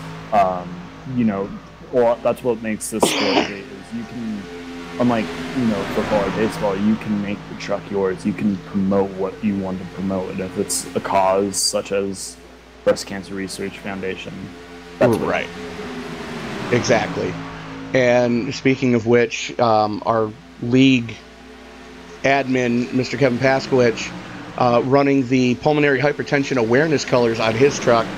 And for those of you who don't know, and I'm sorry, KP, if this wasn't supposed to get out, but hey, I think it should get out. KP is actually currently living with pulmonary hypertension, which, if you don't know what that is, it's a constricting of the blood vessels in the lungs. And it's one of the most difficult to diagnose terminal illnesses on the planet because it masks itself. The symptoms, when you go to the doctor, okay, you have sleep apnea, okay, you have asthma, you have high blood pressure. It masks itself as all of those things. And by the time doctors usually are able to put all the pieces together and say, hey, you have PH, the only course of action left is a double lung transplant. And KP is currently living with pulmonary hypertension, which is why, you know, we mention that in every one of our broadcasts, you know, to get pH aware so that, you know, people can get diagnosed as early as possible to try to get some form of treatment and be able to hopefully, you know, whip this thing. That's what we always wanted to see. We wanted to see for our drivers. We wanted to see for those who have family members fighting it or are even fighting it for themselves. Is we always want to see the best outcome for everyone. Absolutely, and which it might not seem the best outcome right now, but it may seem rough right now for people, but it will always work itself out as we see the 39 get launched. Yellow, yellow, yellow. There's our first, thank God this is a simulator moment of the night. Like our third. I don't know what you're talking about, boss. Our previous caution was also one of those moments, but I'm not going to make the comparison of. That was a basilar skull fracture waiting to happen. I'm not going to say it. Let's see what the chopper picked up on that one. Paskowicz. No, it wasn't Paskowicz. It was Jordan. Jordan. Oh yeah. Brandon Stokes. Looks like he.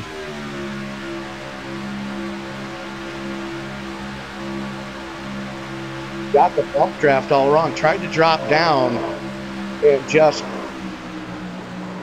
caught Parker Alexander wrong. Oh wow! And everybody behind him scrambling. That looked like the 19 of Tyler Vickery eating the wall to try to avoid him.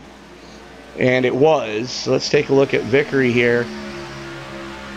He has no chance of seeing what's going on as he's right on the back bumper of Tanner Coster. Now, oh, he had help going into the wall. Ty Harris got into his back bumper. Now the question is, who ducks down pit road? It's a good question. Trying to save fuel. If we see Kevin Paskowicz may very well be saving fuel, or he may just be riding along, waiting for his time to go into the pit if it didn't open this time back. No, pits are open. Paskowicz stayed out. Stokes went pit side. Bouchard stayed out. Morganti stayed out. And Kyle Gilbert back on the lead lap.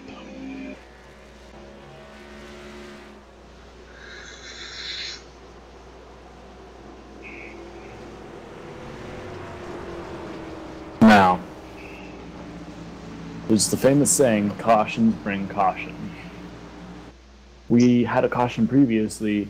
We had a long green flag run. We saw green flag pit stops. We saw people run out of fuel. We don't know what the variable is now that this caution is. Does everyone have the fuel to make it, or are people close? Well, if everybody took a full boat of fuel, which I'm assuming everybody did, because to change 4 tires, it takes longer to change the tires than it does to dump 2 cans of fuel in these trucks. If everybody took a full boat of fuel under that last caution, under their green flag stop, they have enough to make it from here.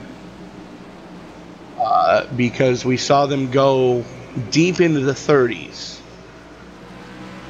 But there are also drivers that can go the full 30. Only a couple. There was only a couple that actually short pitted that one. And they went down pit side this time. So now everyone has fuel to make it. Everybody should be able to make it from here on fuel.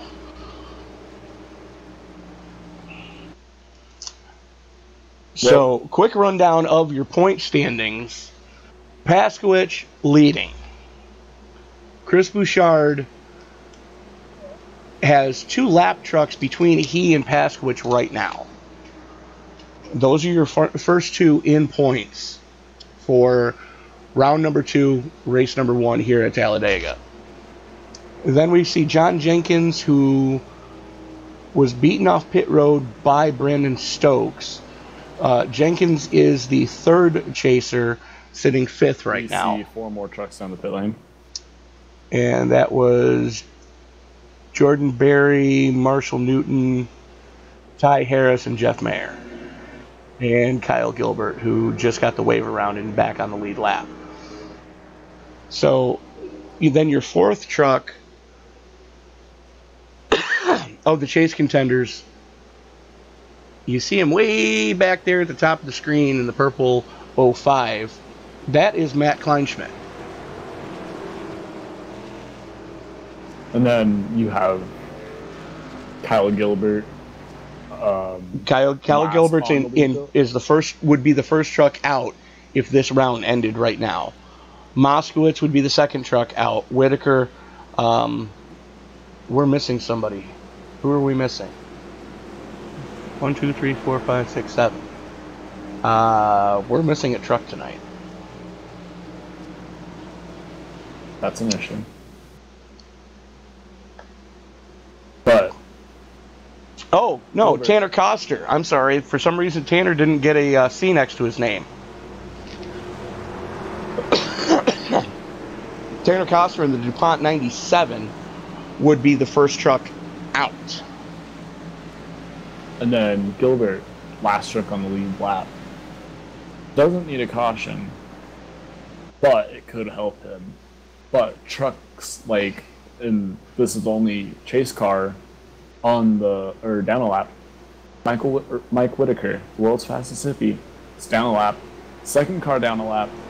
If another caution comes out, he needs to beat that 01 truck of Travis Brown so that he can get the wave round and then compete for that win.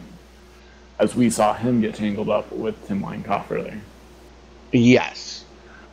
But Light's getting ready to go out on the pace truck. We're going to be going back live with 19 laps to go. Place your bets, ladies and gentlemen.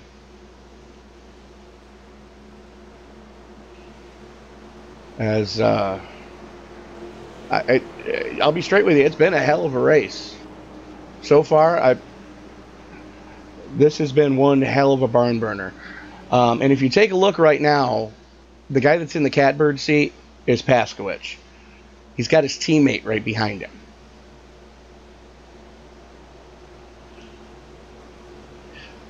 And then you have trucks like the 21 who want to take that win from a chase contender, want to throw a wrench in the plans of trucks like Pasky, who could advance to the next round and get them a safe spot. He wants to take that opportunity as he didn't make it in, and he wants to throw a wrench and make this battle a lot tougher for these chase drivers. Well, that's easier said than done because he's got 2 chase trucks in front of him and he's got 2 chase trucks behind him. Stokes and Morganti are in the unenviable positions right now of being row number 2 when row 1 is both chase drivers and row 3 is both chase drivers. And the one guy you never want to count out, Ray Black Jr., currently sitting in 7th in that Scuba Life 07. You know, and he's got his teammate within striking distance as well. Those guys said to me during the hot lap session that they were looking to put it towards the front around this time of the race. So it'll be 18 laps to go when we get the green. And Katie, bar the door. It's the fun and excitement just got started.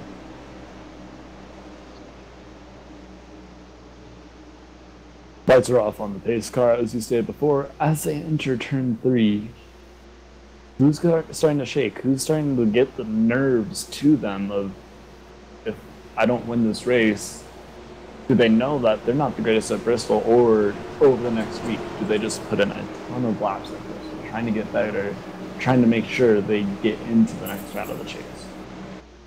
Well, I can tell you 2 drivers who aren't going to shake easily, and that's Bouchard and Pasky. Pasky has plenty of wins on the season. Bouchard, plenty of wins on the season. Bouchard actually, and here's a little tidbit of information, actually cruised for the Camping World West, or I'm sorry, K&N West Series team that Haley Deegan drives for. So something to be mindful of. You know, Chris not only can turn wrenches, he can also turn wheels as well. Green flag, green flag. Green flag is out, and really good jump. 53 is also going to clear the 28. 28 was caught sleeping on that restart. The whole outside line starts to shuffle further and further back. Bouchard had to get low quick. He's a sitting duck. Another question is, does he have enough momentum from laying back, getting that little bit of draft to get back up to the 7? Was that all part of it? Well, there's your answer on that one. As they're side by side as they haul it off into turn number 3. Ray Black Jr. all over the back bumper of Chris Bouchard right now. Going to be pushing the daylights out of him when they get to the front chute. Meanwhile, Morganti helping his teammate. And don't count out John Jenkins.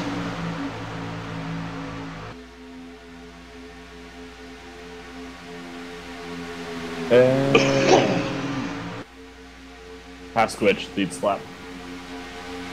1/1000th of a second at the line for Pasky. There's close, and then there's that. And to give the folks at home an idea of just how close that is, your eye, that's 7/1000ths of a second.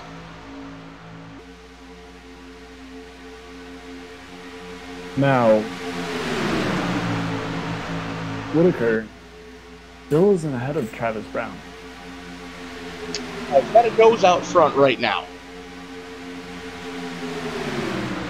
And Ray Black Jr. shuffled him back right now, looking to probably pick up his teammate. It's Francois Pelletier in the 007 right next to him.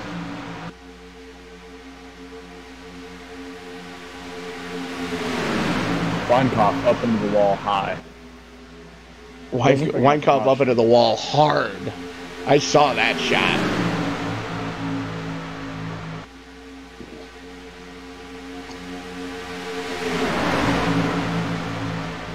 You know, I've said before that there's two guys that if I see them in my rearview mirror, I don't bat an eye if they're pushing. And they're both pushing the front two rows right now.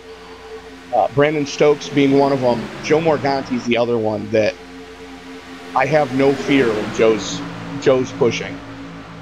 Because I know Joe's not going to do anything stupid on purpose.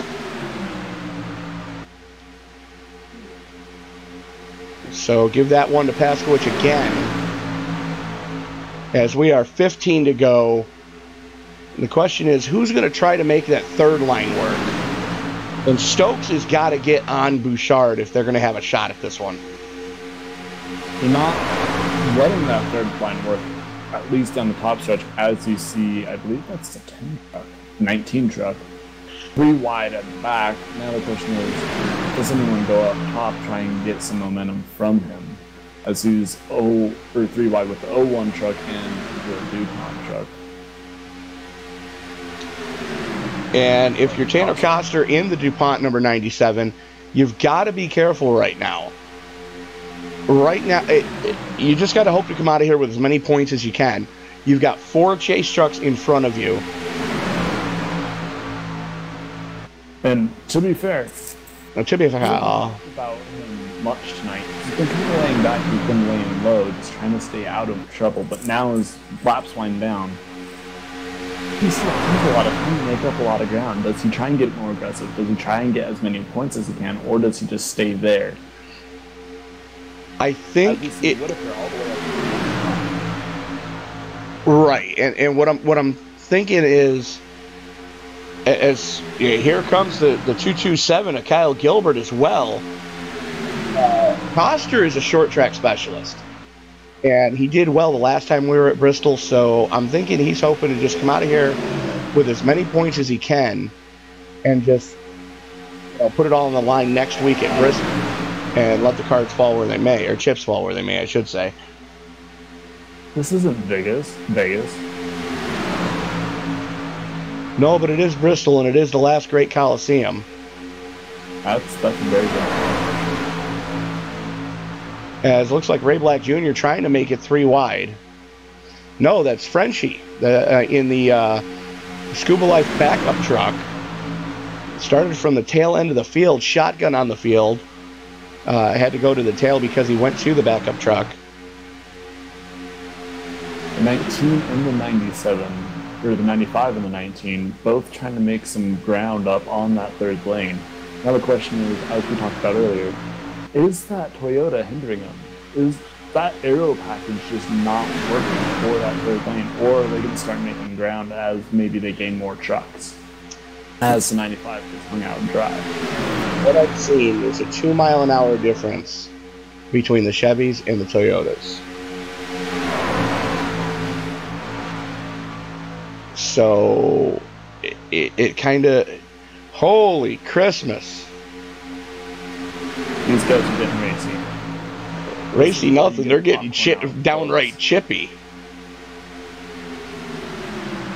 The 25, the 53 gets shuffled out of line. There was a bump draft gone wrong with Matt Kleinschmidt. Kleinschmidt almost turned Joe Morganti.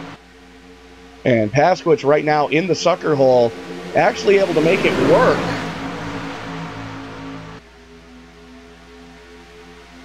And Francois Pelletier gets sideways.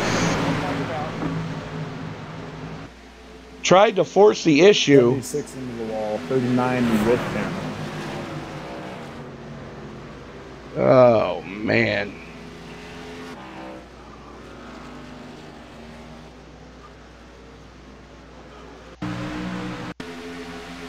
All right, so we're from the blimp right now. Keep your eyes on the red, white, and blue truck on the high line there. Pelletier in the Scuba Life truck. Doesn't get down quick enough and just unfortunately for Bouchard, Bouchard just gets into him. Kevin Pasky is still your leader.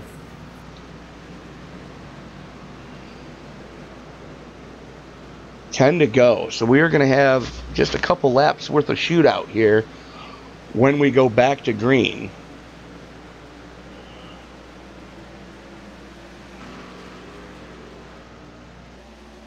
And you see a lot of nose damage on the 28 of Bouchard. Hopefully he hasn't burned his fast repair if he goes pit side at all here. And it looks like he is definitely going pit side. Now the question is, do you see trucks coming down pit road or for fresh tires to see if they can just pick up a little bit extra time in the corners, or do they care for track position? You're most likely going to see drivers at the tail of the field hitting just to get that little bit extra, but who knows? Now, Well, we're about to find out as they're getting to pit in, and it looks like still didn't beat Travis Brown in that 01 truck. And Bouchard is going pit side. Stokes went pit side. Kleinschmidt went pit side as well. So Paskowicz stayed out. Jenkins stayed out.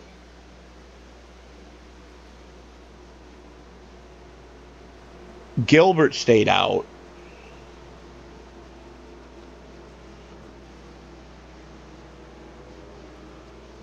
And Moskowitz stayed out. Off pit road.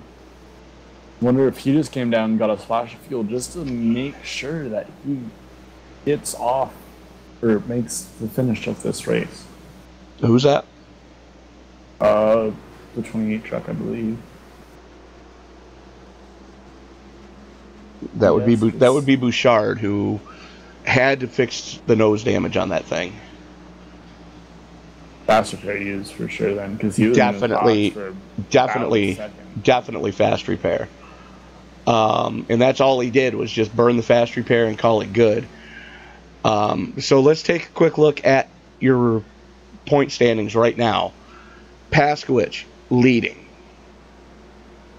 John Jenkins sitting in second. Kyle Gilbert using the most of the wave around and currently sits in fifth on track, third in points. And the guy who's been quiet all night, driving the Whataburger number 4, that would be Dylan Moskowitz. So, you know, Dylan's been pretty quiet.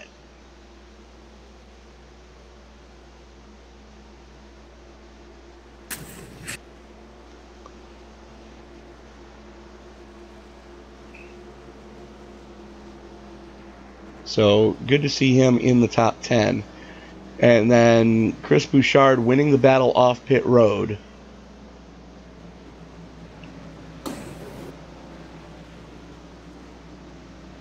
And then comes Matt Kleinschmidt, who currently sits in 11th place.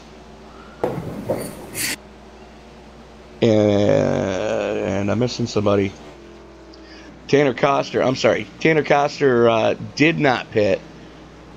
He's going to be restarting directly in front of Bouchard. So you got Coster, then Bouchard, then Kleinschmidt, and then Mike Whitaker one lap down.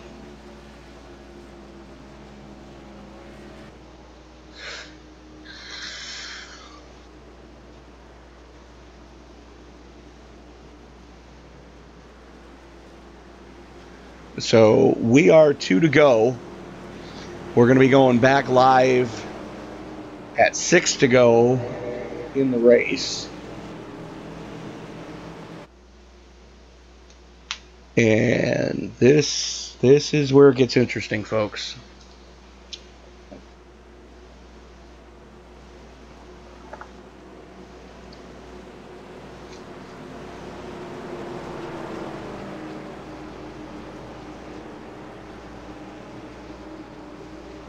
So you've got Kevin Paskowicz is going to have his teammate Tyler Vickery starting right behind him. John Jenkins is going to have Devin Doss starting right behind him. And there's absolutely no love lost between those two. As a matter of fact, I don't think either one of them would pee on the other one if they were on fire, to put it out. That's how much they don't like each other. But late in the race, doesn't matter about that until... Let's put it this way. It doesn't matter until the backstretch. Once it gets to the backstretch, everything is fair game with drivers.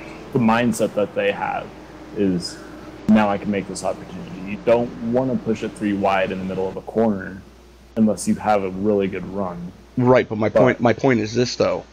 Pasky has a teammate starting right behind him, which means that they have the opportunity to get the restart of a lifetime. John Jenkins, when we go back to green, Jenkins is a sitting duck.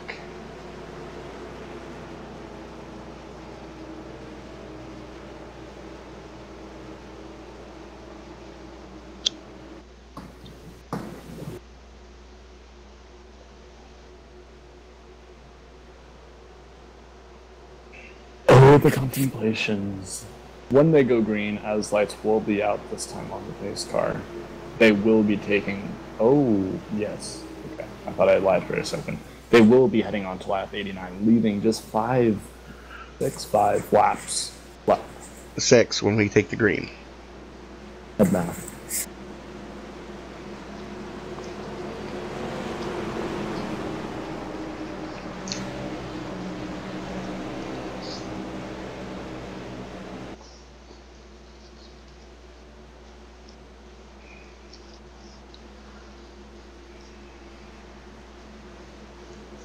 So, lights are out on the pace car.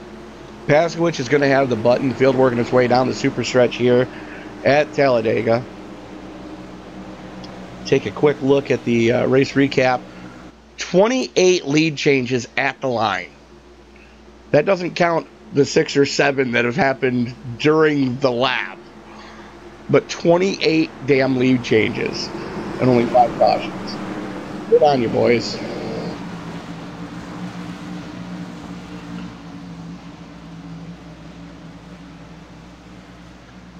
As pace car makes its way into the 3-4 complex.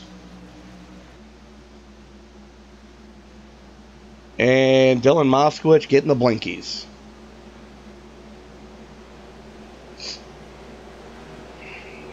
Not something you want to see, especially if you're Brad Allison, who's coming to us from Australia. Brad has bad enough connection issues on his own. Seeing trucks blink around him, that's got to be unnerving.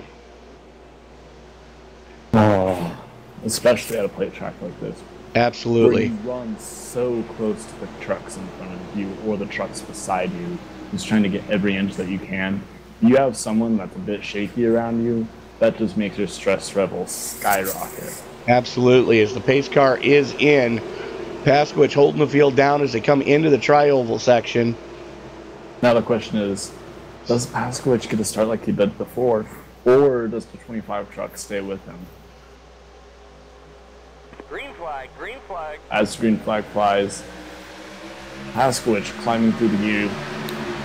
As he gets a slightly better run than the 25 does, now the 19 is side by side with him.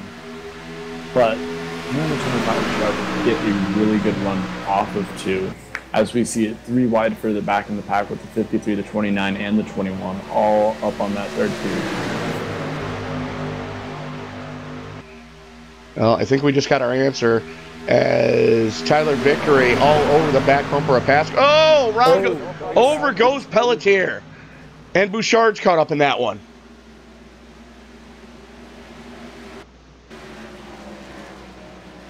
That was a nasty wrap. Let's take a look at what the chopper picked up. Now, correct me if I'm wrong, but I think the 7 truck just won the race because of that final caution. Or it will be a 1-lap shootout. Well, let's see what happened here. as Bouchard bumps Morganti into the wall. Bouchard bounces off the wall and just catches Pelletier all wrong. Over goes Pelletier. Whitaker involved in that one. It's just been a rough night for Whitaker. I had an incident earlier that didn't bring out the caution just for sake of it didn't happen on the racing surface. And now involved in this, he has to have a really good race official to continue in, because as it stands right now, he would be out of the playoff. He would be out of the chase. Travis Brown catching a piece. Parker Alexander. Looks like that truck's been through a war. Bob Lacavara catching a big piece of that one. Oh, my Lanta.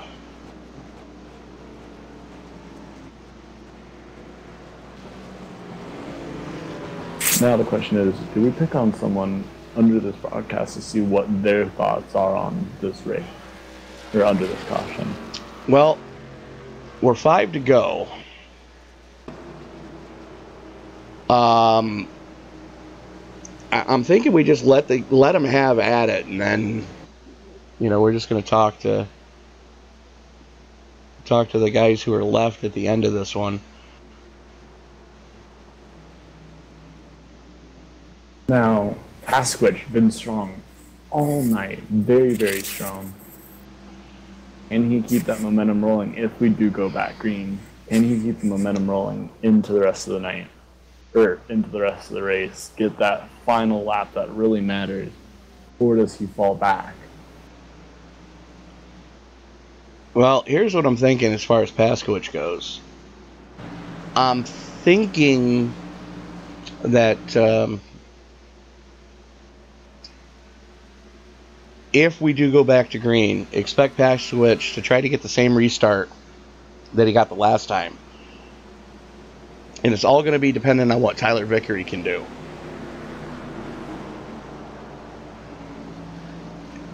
And the big question is, he's got 2 chasers behind him. So it's the lesser of the 2 evils. Which lane do you choose? Do you bring Kyle Gilbert with you, or do you bring John Jenkins with you?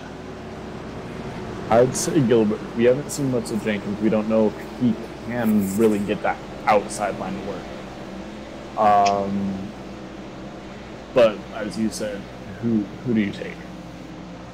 I'd say you'd prefer the inside line just because you have the best shot of making that short run from the tri-oval to the start-finish line, because the start-finish line at this track isn't in the tri-oval. It's further down, right about where the pit exit is. That's exactly right. Now, the other option is you start on the outside, get the jump, and then drop down and pick up Tyler Vickery. And then just let Vickery push you down the back straightaway, leaving whoever else is on the high line out to dry. Or do people try and take it 3 wide and make this a really, really interesting finish? Because we all know how interesting this can get. Well, here's the thing. We're going to be going back green, if we go back green, with 1 to go. Meaning, once the green flag comes out, next flag we're going to see is the checker. As it looks like these guys are 2x2. Oh, we're about to find out if the lights are going to go out on the pace car.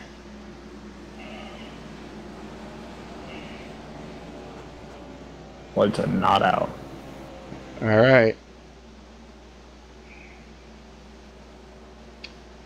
Well then. Now, is it 2 to go this time by, or are they still just running under caution? If it's not 2 to go this time, we're not going back green. No, sir. And when we do go back green, it's the 1 lap that counts, and it's all pressure on Pasky. He has one really important decision to make of, does he want the outside or does he want the inside? Who does he want pushing him? Who does he trust more? Well, like I said, the good money is start on the outside, get a slight jump on the start, drop down, pick up Vickery, and hang Gilbert out to dry. The only cautionary tale to that is Gilbert's going to have Ray Black Jr. pushing him. And Ray Black Jr. is not afraid to push the living daylights out of somebody.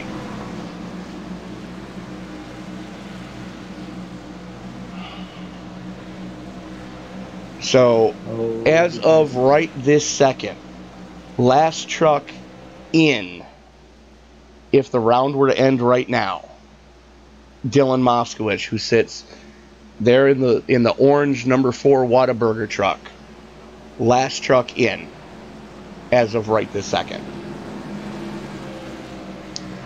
And Paskowitz, exactly what I was thinking he was going to do, goes to the outside line. Watch for him to try to get a good jump and immediately drop down in front of Tyler Vickery.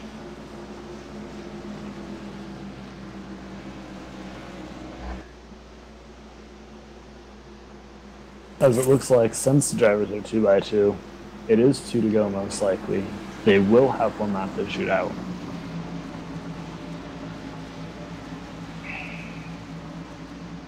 And if you thought it was wild before, folks, you ain't seen nothing yet. Oh, Alabama gang.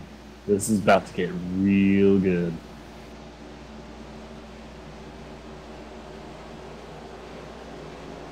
Where's the uncopyrighted music when you need it? Played earlier. Ah, you finally found it. I missed it. Not the one I was looking for, but as soon as I played it for KP, he started laughing. He goes, yes. So, like, all right. So that's what we went with. Little 8-bit throwback. Oh. So we're going to be... KP stamp of approval. We are going to get the white and green at the same time.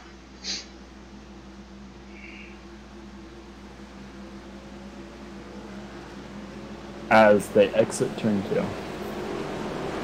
Race car down the back stretch. All pressure is on the 19. All pressure is on the 7. All pressure is on the 25. How hard do they race to get that final spot?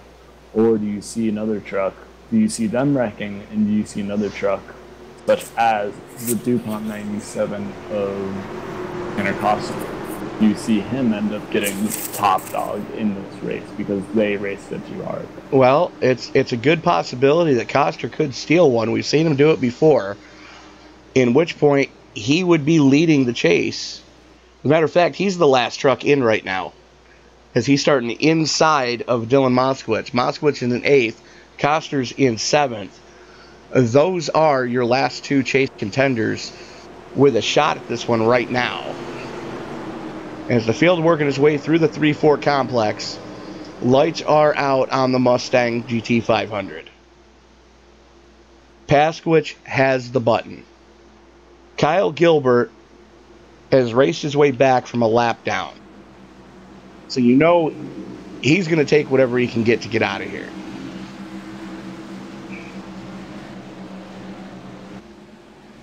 Now, how much does Paskowitz try to jump this start? How much of a gap does he try to build on that 19? Because he knows very well that if he gets too much of a gap, he is going to get run over. Well, he's not going to try to get a gap. He's just going to try to get clear and in front of him. And here we go. Game face on. Green. Paskowitz, green. Power down. From second to third. Has the clear on his teammate. Look for him to drop down here. And look for Vickery to be pushing the daylights out of Paskowitz down the back chute. Ray Black Jr.'s got to get to Kyle Gilbert if Gilbert's going to have a shot.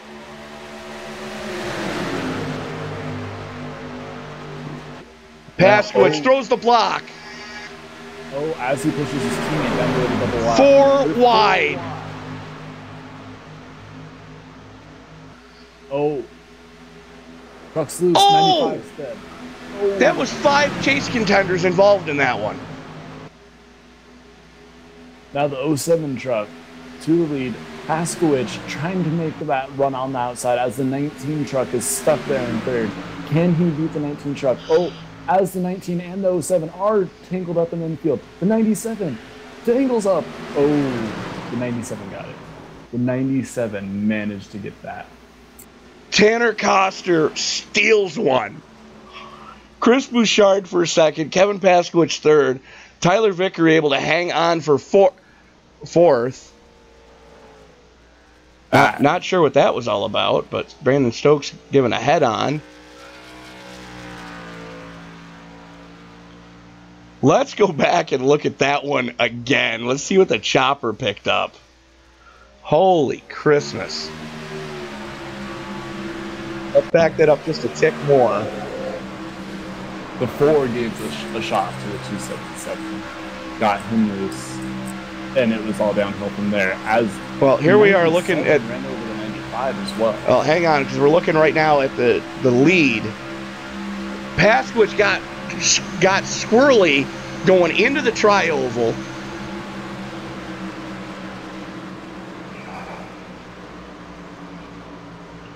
Holy cow. Hip checked the 07.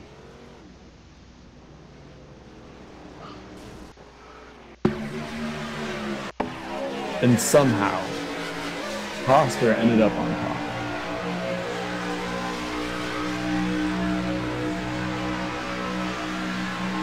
So Paskowicz killed a ton of momentum down the back straightaway when he tried to lock on the 227 and then tried to put, oh, there it is. So 25 involved, 4 involved.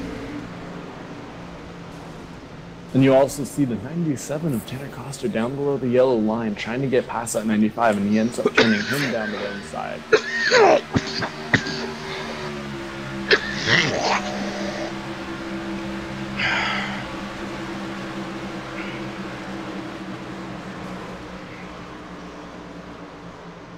Everyone and everything was bumping each other.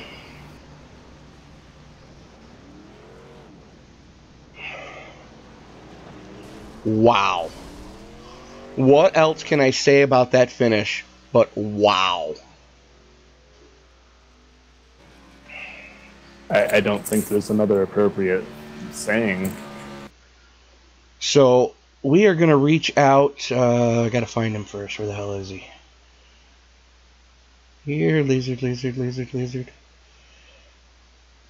We are going to reach out right now to the man of the hour, Mr. Tanner Coster, stealing one tonight. Did you know you had it when you got to the line? You know, I wasn't real sure. I had to wait until I smacked the inside wall and the relative caught up, and it scored me number 1, and I would think I yelled out, "How the hell did I win that?" But yeah, no, my whole plan this race was just be there at the end and go like hell for it, and I'm honestly surprised it worked. Well, you had the DuPont number 97 clean for most of the night, and then just all hell broke loose coming to the checkers. Did you see everything that was going on around you? Yeah, I mean, that last caution there I knew was kind of going to happen, so I dropped back, just trying to keep the truck clean for hopefully one last restart, and we got it.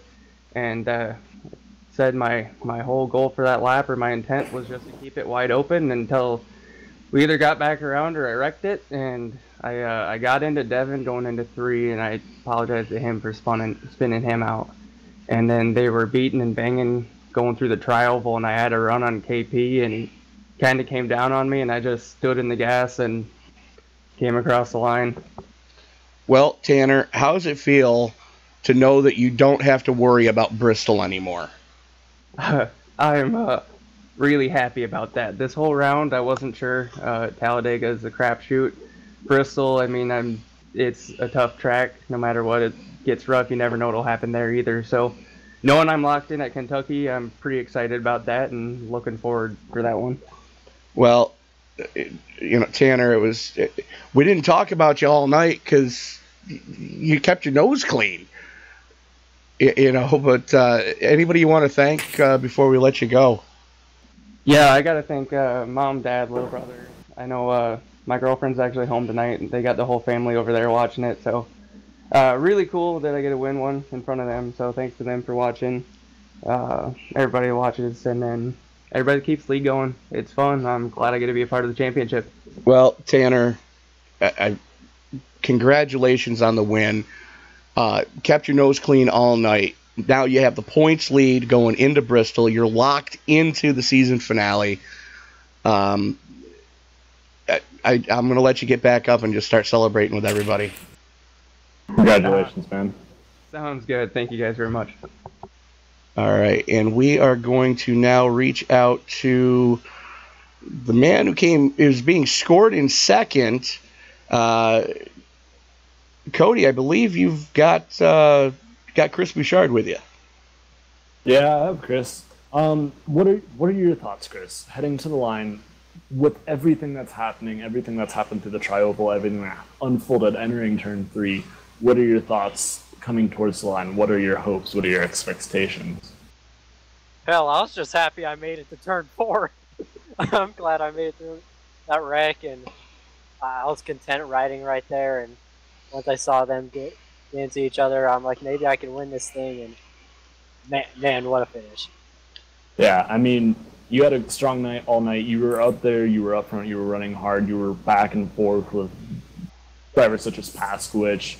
You saw Tim Weinkoff up there with you. You had a great race, and then coming down to the line, you ended up walking away. It was the second place finish. Now, what are your thoughts heading into Bristol?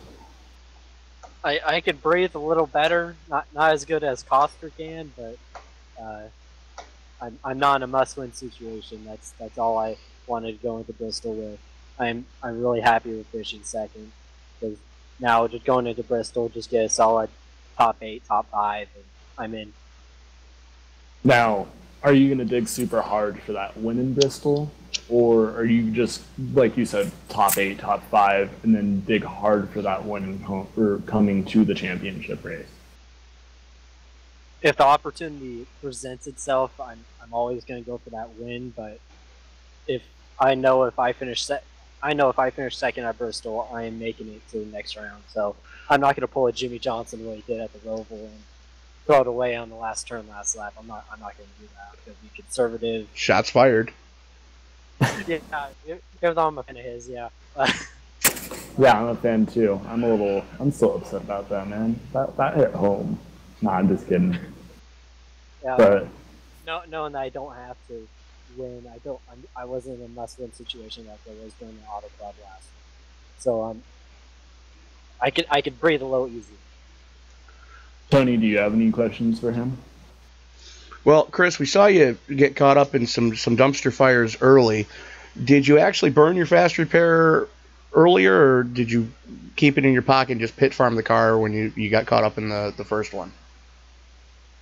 That first incident, I got 0.4 seconds of damage, so I got blessed on that one. I saved my fast repairs all the way up to the end of it, and thank God I did, because I got caught up in 2 wrecks and drove right through them. Well, Chris, it was definitely fun to watch you guys do what you do tonight. Looking forward to seeing what Bristol's going to bring. Anybody you want to thank before we let you go?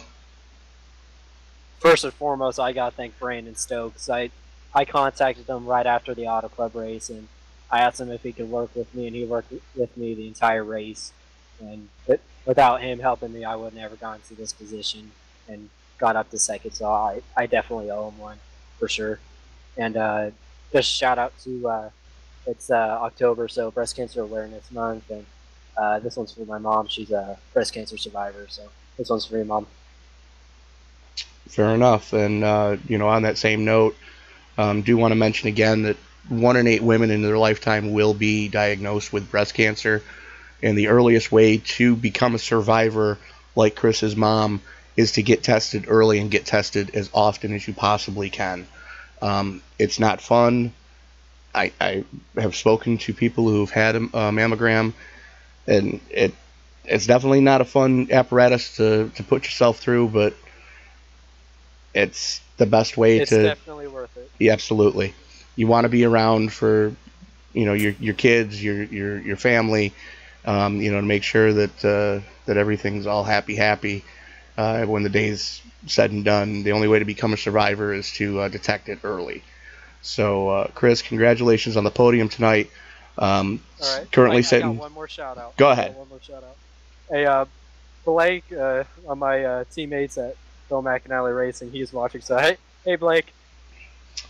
And for those of you wondering who Bill McAnally Racing is, they are currently a K&N West Series team, and you may recognize the name from Miss Haley Deegan driving for that team as well. So I recognize it personally from one of the locals from here is Chris Huggleson. He won the championship with Bill McAnally, actually. And he is running this weekend at All-American Speedway with us. All right, so you heard it here first, folks. Another K&N West Series starter this week for Bill McAnally Racing. Best of luck to you guys this weekend, Chris, and looking forward to seeing you next Monday at Bristol. All right, thank you. So that is Mr. Chris Bouchard, and joining us now, Chief Cook and Bottle Washer of the Pasky's Cardiac Truck Series, Mr. Kevin Paskowicz. I know it wasn't the finish you were hoping for, KP, but you got to be happy to come out of here with a podium finish, currently sitting third in points going into Bristol. Yes and no. I really wanted that win because Bristol's been a very fickle mistress. So it's one of those things. If we really wanted to win, third place is damn good. But at the same time, to really ensure that we were going to be in the final round in the championship round, I needed to win. So, and actually, I'm being told right now that you are currently tied for second in points with Chris Bouchard because you did get most laps led. Yeah, I'm actually looking at the stats right now. We're, wow, I did not realize I led that many laps. Stinking up the show. I mean, we saw you. Sorry. No, I'm surprised. I think I led half the race. Yeah, I mean, you back and forth the whole night, trying to stay up front, trying to stay on top of the field. You weren't hanging back. You were making sure you were there with everyone the whole race. Well, it's a lot of fun. I mean, I like Talladega, and I had some really good teammates tonight. Joe and Tyler and Kyle, we were all pushing each other there at different times, and then I had, Kyle and Tyler come over the radio and say, like, just so you know, we're going for the win. I was like, oh, well, crap.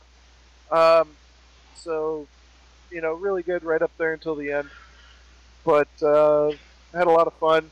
Really have to thank our drivers. Again, another good race. Outside of a peak antifreeze race, if you told me we would have run long enough on full tanks to have to make a pit stop at Talladega, I'd have called you a liar, and yet we did it tonight. So thank you to all of our drivers for that. That was you almost really did it twice. Amazing race. Yeah, we almost did it twice. So thank you to our drivers who run the league, obviously Tony and Bofa. Thank you guys for broadcasting, and everyone who watches the races, and of course, PH Aware and Actilian Pharmaceuticals. I really have to thank them for running on the truck with us. So overall, not a bad night. I'm gonna go to bed a little grumpy maybe, but I'll get over it. Now, let me ask you this. What are your thoughts going into Bristol now? Are you going to test frequently throughout the next week, trying to just prepare yourself for the best possible outcome at Bristol, or are you going to go into it more relaxed and trying to make the best of it?